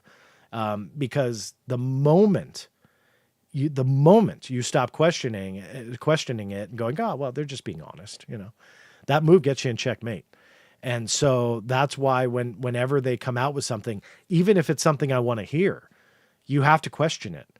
And I always fall back on the truth will not be harmed by questioning it. So you can throw whatever the hell you want at it. And if it's true, doesn't matter, and that's why I always get a kick out of people getting so upset at me for throwing out alternative explanations, not only with the Tic Tac, but for something else, because they're so insecure they can't even hear it. And it flips them out. If they were secure, like when I come out with something and I get attacked, doesn't bother me. If I could prove it and it's not what I label as speculation, doesn't bother me one bit. Why? Because I know it to be true. I've got the evidence to show you what I said. So why would I care? Look, if you're going to be dumb about it and ignore evidence that I put in front of you, not my word. So you can ignore me all you want. But if there's actually like something physically in front of you and you're ignoring it, not my fault. So those are the differentiations you have to have when looking at these types of cases. So for me, there's a lot that's unanswered. And if somebody wants to label it Lockheed, cool, just prove it. And they haven't yet. Have you talked about the 2027 UAP headed this way, supposedly 7 miles long, coming from behind the sun? Hold on.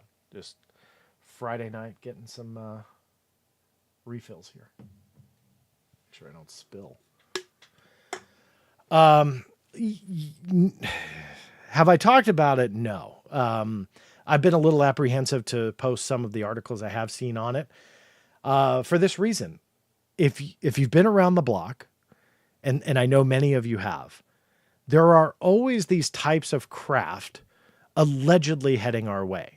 When I forget exactly how old I was, but it was, years and years ago when I first started and first learned about Heaven's Gate. It was all about Hale Bopp, and it was a UFO and behind Hale Bopp, and it was hidden. And we all know the story of Hale Bopp, and if you don't, it's awful.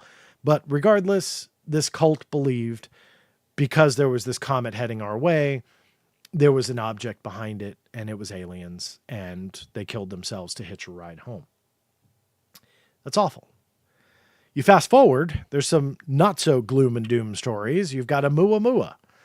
And a Oumuamua was a interstellar object that was heading our way. It was an alien ship, said some people, and sure enough, nothing happened. There was no landing on the White House lawn from a Oumuamua, but there it was. There's been other things as well. I think Tabby's Star was another one, Tabitha's Star.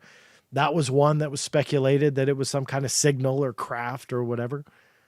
So there was a lot of hoopla that was made about a prediction in a TMZ show of all shows back in January, where someone said, oh, there's going to be a major lie. And it was this overly dramatized, ridiculous segment that the lie was a ship is coming our way. I can tell you from experience, that's a really easy prediction to make.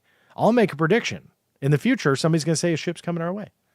And it's not this one that's talked about now. It's not Oumuamua. It's not Tabby's Star. It's not Hale Bop. It's something else. How do I know that? Because it's been done for decades. So that prediction is not really surprising to me. But away from that, the whole there's something heading our way coming soon, 2 weeks, trust me, bro. That also is nothing new. And that's what's frustrating about this is there's always something that's coming. And when it doesn't come, there's an excuse. And then either the timeline is delayed or we just forget about it altogether. And that's what's really, really frustrating, because as somebody who takes this topic seriously, and it is a topic to be taken seriously, I'm here to tell you that, as skeptical as I am, this is more, in my opinion, than just drones and balloons. It doesn't mean that means I'm saying it's aliens. There's a lot of depth here. There's a lot to explore. So when these silly predictions come out and then everybody, gets attached to them and then, oh my gosh, what is it? We should, run for the hills, or in Heaven's Gate style. Let's not go there, but there's always something. And that's what's frustrating, because it's never grounded in anything. I'm intrigued by some of these interstellar objects. I'm intrigued by some of what Dr. Avi Loeb has talked about. I say some because, it's like with SETI, even though they're known as the skeptics. You need to say outlandish things. You need to say extraordinary things. You need to go out there on a limb to get funding. And this isn't an insult, but organizations like the Galileo Project, the SETI Institute, which I love, by the way, kill me for saying that. That's another thing that I know I'll get hate mail for. But I shot at their headquarters years ago when I was doing a couple different shows, and they do a lot more than what you hear about. It's a great effort. So I support efforts like those. So it's not an insult, but you have to start saying things to justify the donations that you're looking for or the grants that you're looking for. And that doesn't mean that they're intentionally lying, but it does mean that things could be embellished a little bit to help entice those large donations that could make the greatest discovery of mankind. And you have to consider that with these organizations that will literally die. The organization will just cease to exist if those donations don't come. So will they come if you're silent? No. Will they come if you make a hoopla out of stuff like this and say things about the possibility? Absolutely. Because then you catch the eye, the ear of those corporate donors that have the ability to give you millions of dollars for your research to potentially make the greatest discovery of mankind.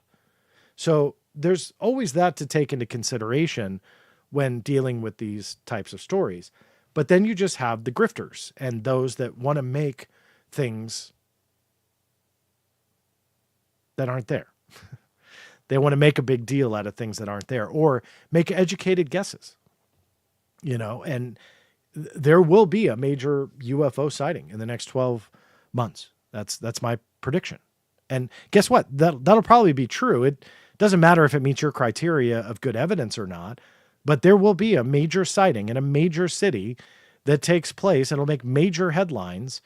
And that's just going to happen. Why? Because it has. For years, there have been sightings. Sometimes they get more traction than others, but there are easy predictions to make. So that doesn't mean that I'm psychic, or it doesn't mean that I have some secret knowledge. It means I'm banking on what has happened for years and years and years, and history often repeats itself, especially with the UFO topic. So now we're seeing kind of the repercussions of that. A tabloid style show on TMZ, sorry TMZ, but they put out this, the lie is going to be a craft is coming your way. Yeah, it's an easy prediction to make. There's a long list of craft that have come our way in the last quite a few years. sometimes where people have killed themselves. So those are easy predictions to make. What do they mean? Sometimes nothing, absolutely nothing. So in 2027, I promise I will admit I'm wrong if some major alien craft enters our atmosphere. I promise. You have my word. Other than that, I don't really, I don't really have a whole lot of faith. I could be wrong, of course. All right, I'm not going to embarrass anybody, but this one did come in on X as well. And they said that there was a case that I never talk about. And I asked, what case are you talking about? Because there's nothing I shy away from. And so they put on there, essentially, it was Billy Meyer. And I can't help but laugh because in my mind, this is ridiculously silly. I don't believe that there's any truth to this. The photos and stuff that have come out over the years are hokey at best. You look at the ray gun from the Alien, which you can actually find the toy that this was molded after. But these are photos that were like really passed off as UFOs. And it's super hokey. And look, in my opinion, and this is just my opinion, the person that pushes this case the most in the States and profits off of it, and when I say profit, I mean, they literally profit off of it. They've got books, they've got all sorts of things. And although I find it okay to make a business, I do. I don't chastise anybody who has a honest, legitimate business, even if you're writing about things like UFOs and that's how you get your information out there. Look, I'm an advocate for transparency. I'm also an author, but everything in my books I've put out there for free. So the books are just a different rendition of it because people prefer that, and it goes to support the effort. I don't chastise anybody, nor have I ever, for making an honest living. What I chastise is people who deceive to make a living. And that's what I see here. I don't know Billy, so maybe he's a really nice guy. I question whether or not he even knows how much his story is being profited off of. Last I checked, I think he was still alive, but I don't care enough to know, to be honest with you. I wish him all the best as a human being. That's not what I mean. But other than that, I don't care about this case because it's hokey at best. So I was asked about this, and I'm not afraid to talk about it. I remember years and years ago, I was on with George Norrie, and he asked me about Meyer.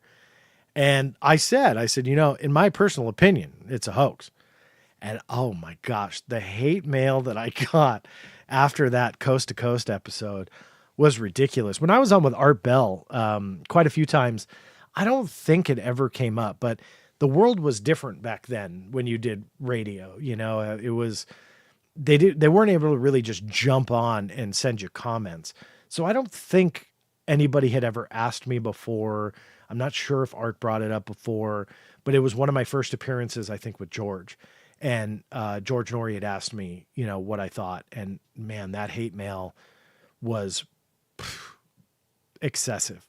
And I was surprised. And but fast forward, though, and again, especially as the internet grew and people were able to communicate more and share information faster, then I realized that, and I'll get hate mail for this, but it's a very cult following for the Meyer case, that you have these prophecies that Meyer puts out there predicting world events and stuff like that. And of course, after the fact, you can always go back and go, see, this prophecy here predicted this earthquake there. And it's like, look, okay, well, I mean, you can zero in on all of those and debate it until kingdom come. But regardless, those are very dangerous angles, I think, when it comes to this, that aliens are coming down and giving this guy in Switzerland prophecies or whatever whatever the story is. It to me, at this point, it doesn't matter. What matters is I think there's ample evidence to dismiss it. I think there's ample evidence to show that people are profiting off of it, one in particular. And I think that, truth and honesty has taken way, way, way a back seat in exchange for that profit and the following. And I question whether or not Billy Meyer himself even knows that's going on. But that's not my business. I really don't care. So no, I'm not afraid to talk about that kind of stuff. I think, you know, in my opinion, should be dismissed. But I invite you all to look at it and figure out for yourself. And if this ray gun is real, let me know, because I'd love to play with it. Dolan's Bar, dude, always good to see you here. Good to catch a live. Been a minute, old pal. Yes, and it is great to see you. I truly do appreciate your time, your support. You've always always supported me here, so I really do appreciate that and appreciate what you do. Okay, so I think there's one more here, and then I'll hit the chat room.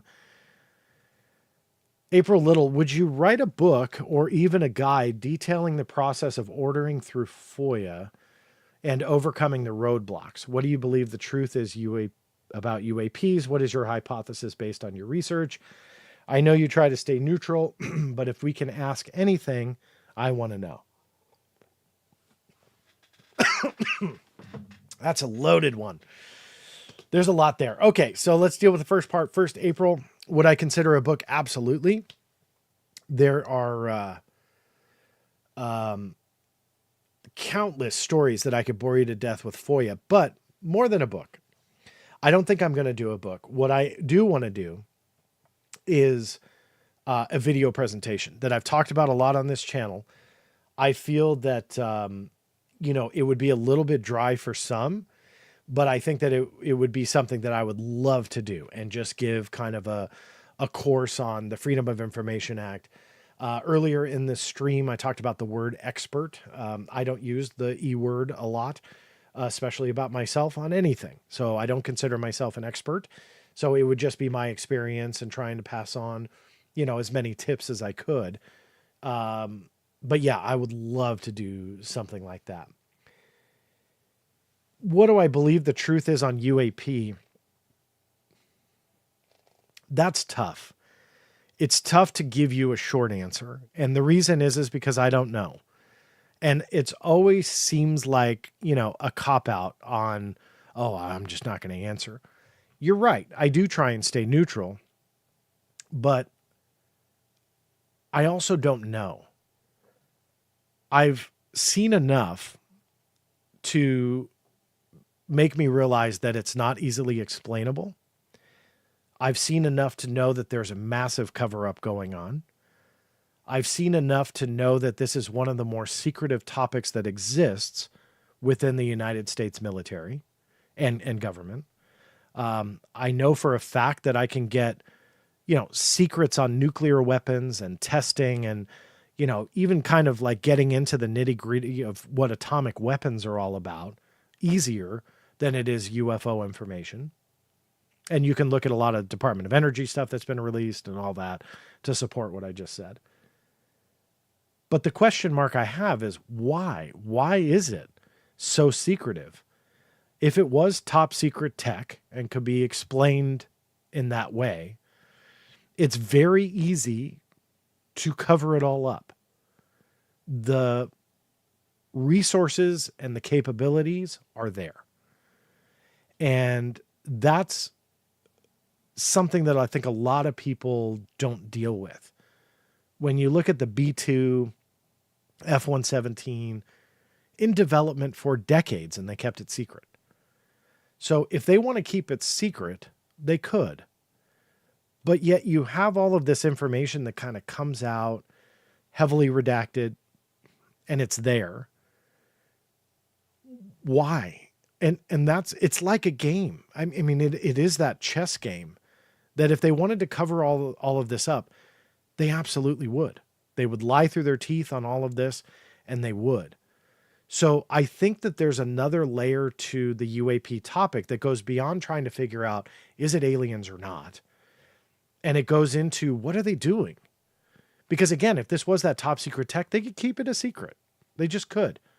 If Fravor and Underwood and all these guys, they saw something that was not something that they should have seen, or they were part of some unbeknownst to them mission, testing program, whatever it was, I believe that if they went to them and said, you guys did not see anything today, that their training and their oath and their honor and their patriotism would keep that secret. I believe that. I don't believe they're bad people that would want to harm national security. So all of those secrecy layers that are available to them are there. And yet with this, you fight, and you get certain pieces of the puzzle out, and it tells an extraordinary story. And I want to know why. Why do they let me have those pieces of the puzzle? Why are they denying other pieces of the puzzle? What exactly is it? If it was weather balloons, top secret tech, swamp gas, drones, or whatever, a lot of those pieces of the puzzle would come out more easily and more frequently with less secrecy. And yet they don't. So whatever this chess game is, after 30 years, I can't figure it out, but I'm fascinated because I play chess and I can't figure out that move. There's a lot of people that just want to dismiss it. You know, the Mick Wests of the world. And I like Mick. I talk about him on this show. I don't consider him a bad guy at all. He's very important to a certain part of this conversation. When physical, like video evidence, photographic evidence comes out, that's great. I want his input. So there's value in certain aspects of this, but then you have to ask yourself, why is that coming out? Why is that being leaked out? And it's like, it's okay.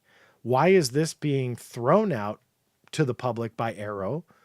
And yet so much more is being secretive. Why just this or that? Why is it most of it is explainable, but then you have a couple, few select cases that are not? What makes them want to admit that? So each of these little things is a chess move, and I can't figure out what the game is. And that to me is why I'm still here. Because if I thought it was all easily explainable, I wouldn't care. Like, it's cool. I love FOIA, but it wouldn't be as interesting. The fact that there's this chess game being played is what keeps me intrigued. So I don't have an answer for you on what the truth is. I just know what the reality is about this topic when it comes to the U.S. government, FOIA, legal battles, and stuff like that.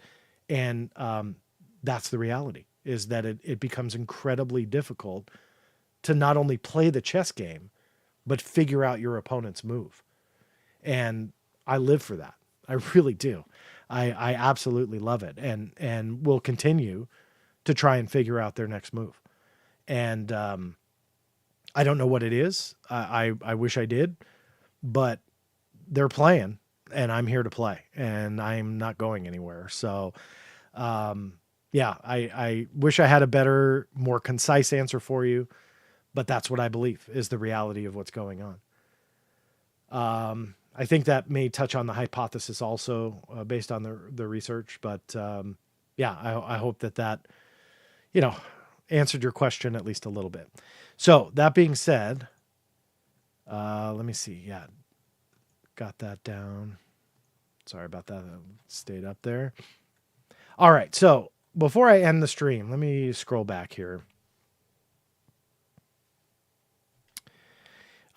Put any question that you might have in all caps. If not, I'll just go ahead and end the stream if you guys don't have any more questions. But I really do appreciate you guys hanging out with me now for a little bit here on a Friday night.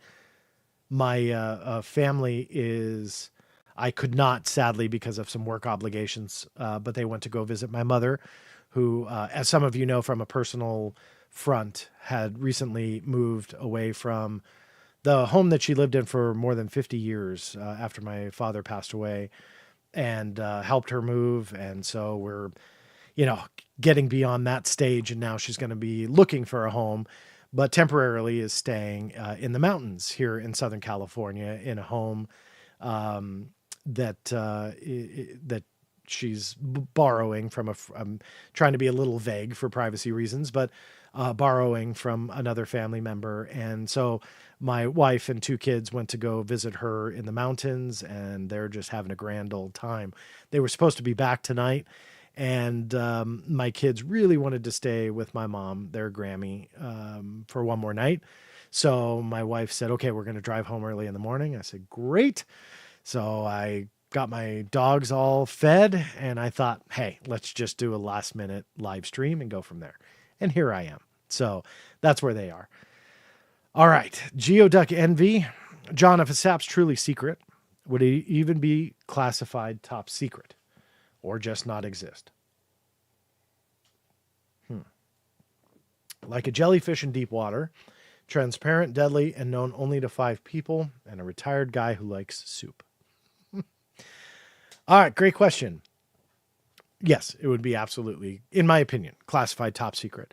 It would be top secret SCI, so you would have, like a special compartmentalized information, so you'd have a code word associated with it.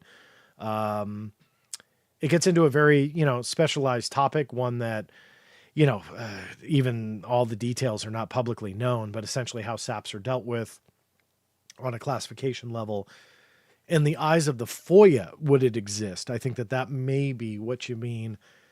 That's a question I can't answer. I'd like to think and believe that it would be accessible with how the FOIA is structured, but accessible doesn't mean releasable. So there's a differentiation there. The reality, however, is likely it just quote unquote wouldn't exist. So if John Greenwald says, hey, give me everything you have on SAP XYZ, and that FOIA officer, they get my request and they look at it, they start making some phone calls. Colonel so-and-so says, nope, you give John or no records, doesn't exist. Colonel so-and-so knows it does. Lonely FOIA officer does not. Poor John Greenwald is left in the dust. So that's probably more of the reality of how that would happen. There's also GLOMAR responses.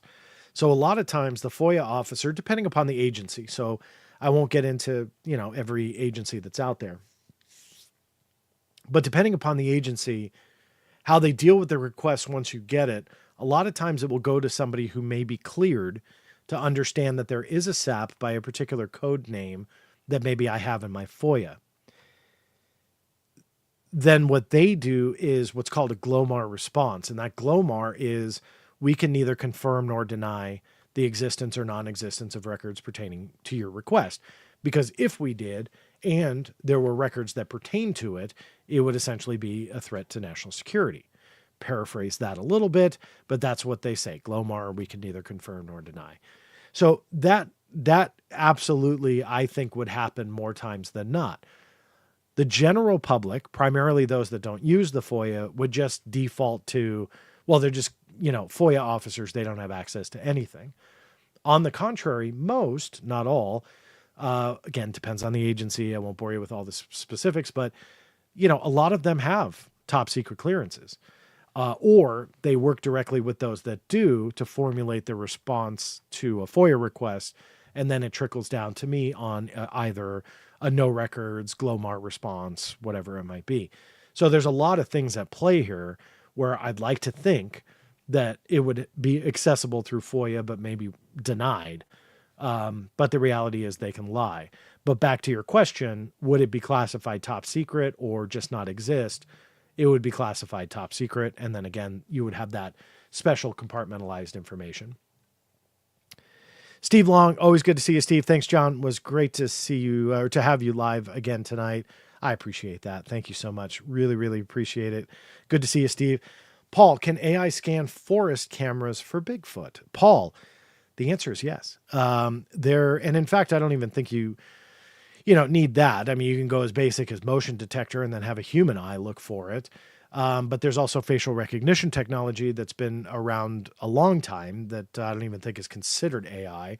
So, you put in essentially I'll call it a rendering for lack of a better word, of Bigfoot, and it will search all of that for Bigfoot, and then it will scan all of it. Nowadays, though, yes. I mean, you have the ability to go through hours and hours and hours and hours of footage and look for things and have these types of AI sets of instructions to look. Now, that may not just be a chat GPT, pay $20 a month and you have access to that, but in the hands of the right people, you can code so much now. And that's, what you can do. But I think exactly what you're looking for has been around for a lot longer than really this AI revolution. So you can do it. You just have to have somebody that actually does it. Why would any nation cover up contact to otherworldly ET? Oh, I mean, that's a great question. Why? I mean, to be blunt, the big question is whether or not society is ready. You, me, the majority of this audience that's listening and watching probably would be. The problem is, in the eyes of the US government, it's that whole public good thing again. Would they be ready? And I always fall back on this question. How many of you heard about Heaven's Gate before Heaven's Gate all off themselves because they thought that there was a UFO behind the comet Hale-Bopp? And I did this years ago in lectures a lot, and very rarely would somebody raise their hand. My entire point is that you have these groups of people, and probably more so now, that are these, like, we'll call them sleepers, that society itself really doesn't know about, but they're these active groups, cults even, that have these sets of beliefs. And what are they going to do when the truth and reality of ET comes out? People debate Catholicism and, Islam and stuff like that on how major world religions would react. But you do have these other groups of people that, when put together around the world, they may be small here and small over there, but when put together, it's probably a, larger number than we know about. How many of those will appear? Like, Hale-Bopp, Heaven's Gate did after Hale-Bopp, rumored to have a UFO behind it. So there's a national security, public good perspective to all of this that is a big concern. And how would people react? It's the whole War of the World scenario, which I would like to think that we've grown beyond, but let's face it, we haven't. You look at the public reaction to certain things, like, what's her name? Sydney Sweeney or whatever, modeling for American Eagle. And you look at the reaction just from that. That's ludicrous. It really, truly is. I don't even care what your political beliefs are. That whole reaction and the social media outcry from certain people and people weeping on their TikTok channels. I'm sorry. That's dumb. Now we're talking about aliens. We're not talking about wearing denim. So there's a lot to society that I think society doesn't want to deal with. So why is there a cover up? I think that's part of it. And as much as this audience does not fit into that category, a lot of social media does. And a lot of regular in real life people do. And that's the harsh reality. I wish that wasn't true, but sadly it absolutely is. Max Libby, John, did you ever read the article about the Nazi connection through paperclip to the JFK assassination? Thoughts? So I got a bunch of paperclip documents, got all the JFK assassination documents. I'm not sure what you're talking about when it comes to the connection between paperclip and JFK. So send that over to me if you could, Max. I'd love to see it. I'm not, again, not really sure what you might be referring to there. What are your thoughts about the Alaska recovery in 2023? I'm guessing you're talking about the balloon that was shot down. I assume that's the one you're talking about, or I think the one in Canada was also rumored to be recovered. I've gone after documents, very, very hard to get. I'm super intrigued by that. Obviously there's some kind of secrecy to, spy balloons and spy tech and what our enemies are doing to us. And we don't want to release too much about what we know and what we've captured. And so there's a lot at play at those. So if I'm right to assume that that's what you're referring to, those are my thoughts.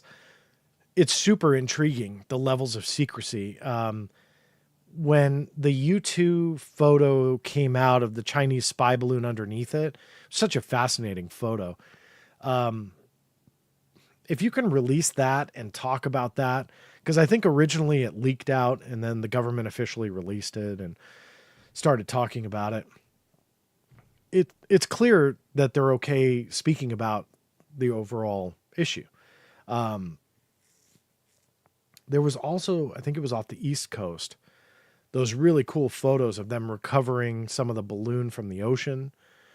They released those. My whole point is that there's certain aspects that they'll talk about, and then there's other things that they just completely shut down. So I think that there's a lot more there than what they want us to believe. And if I remember correctly, I don't have it in front of me, but I believe that I still have open cases. Some were denied on the recovery of some of those balloons, but after all this time, they're still open. And I filed around the time it all happened. So point being is that usually when cases take that long, you know that you've kind of hit pay dirt a little bit. Whether or not they release it, that's kind of a crapshoot, but you've hit something. So I'm eager to see how all that plays out, but you know, it's anybody's guess on whether or not they'll release it. But the secrecy is weird, you know. If they just admitted, hey, look, this was a Chinese balloon and we can't release anything more on it, then fine. But there was way too much secrecy to just kind of fall back on that. So I'm eager to see how it all plays out. Okay, so I think I got most of the questions. So with that, then I'll just go ahead and end the stream. Thank you guys. Plus, it's way past my bedtime. I'm surprised I'm even awake here. I might not even remember half of the stream by the morning, so who knows. But thank you guys. I really do appreciate it. It's always a blast for me to do these. Now, no matter where you're watching, if you are watching live, I'm broadcasting on Facebook, X, and YouTube. YouTube is absolutely the place to subscribe. Don't worry, it's free. Simply because that is where you're going to get notified on the live streams. Facebook is doing a weird thing where they delete the videos after a certain amount of time now. X, I believe, keeps them, but I've heard that the notifications are really awful.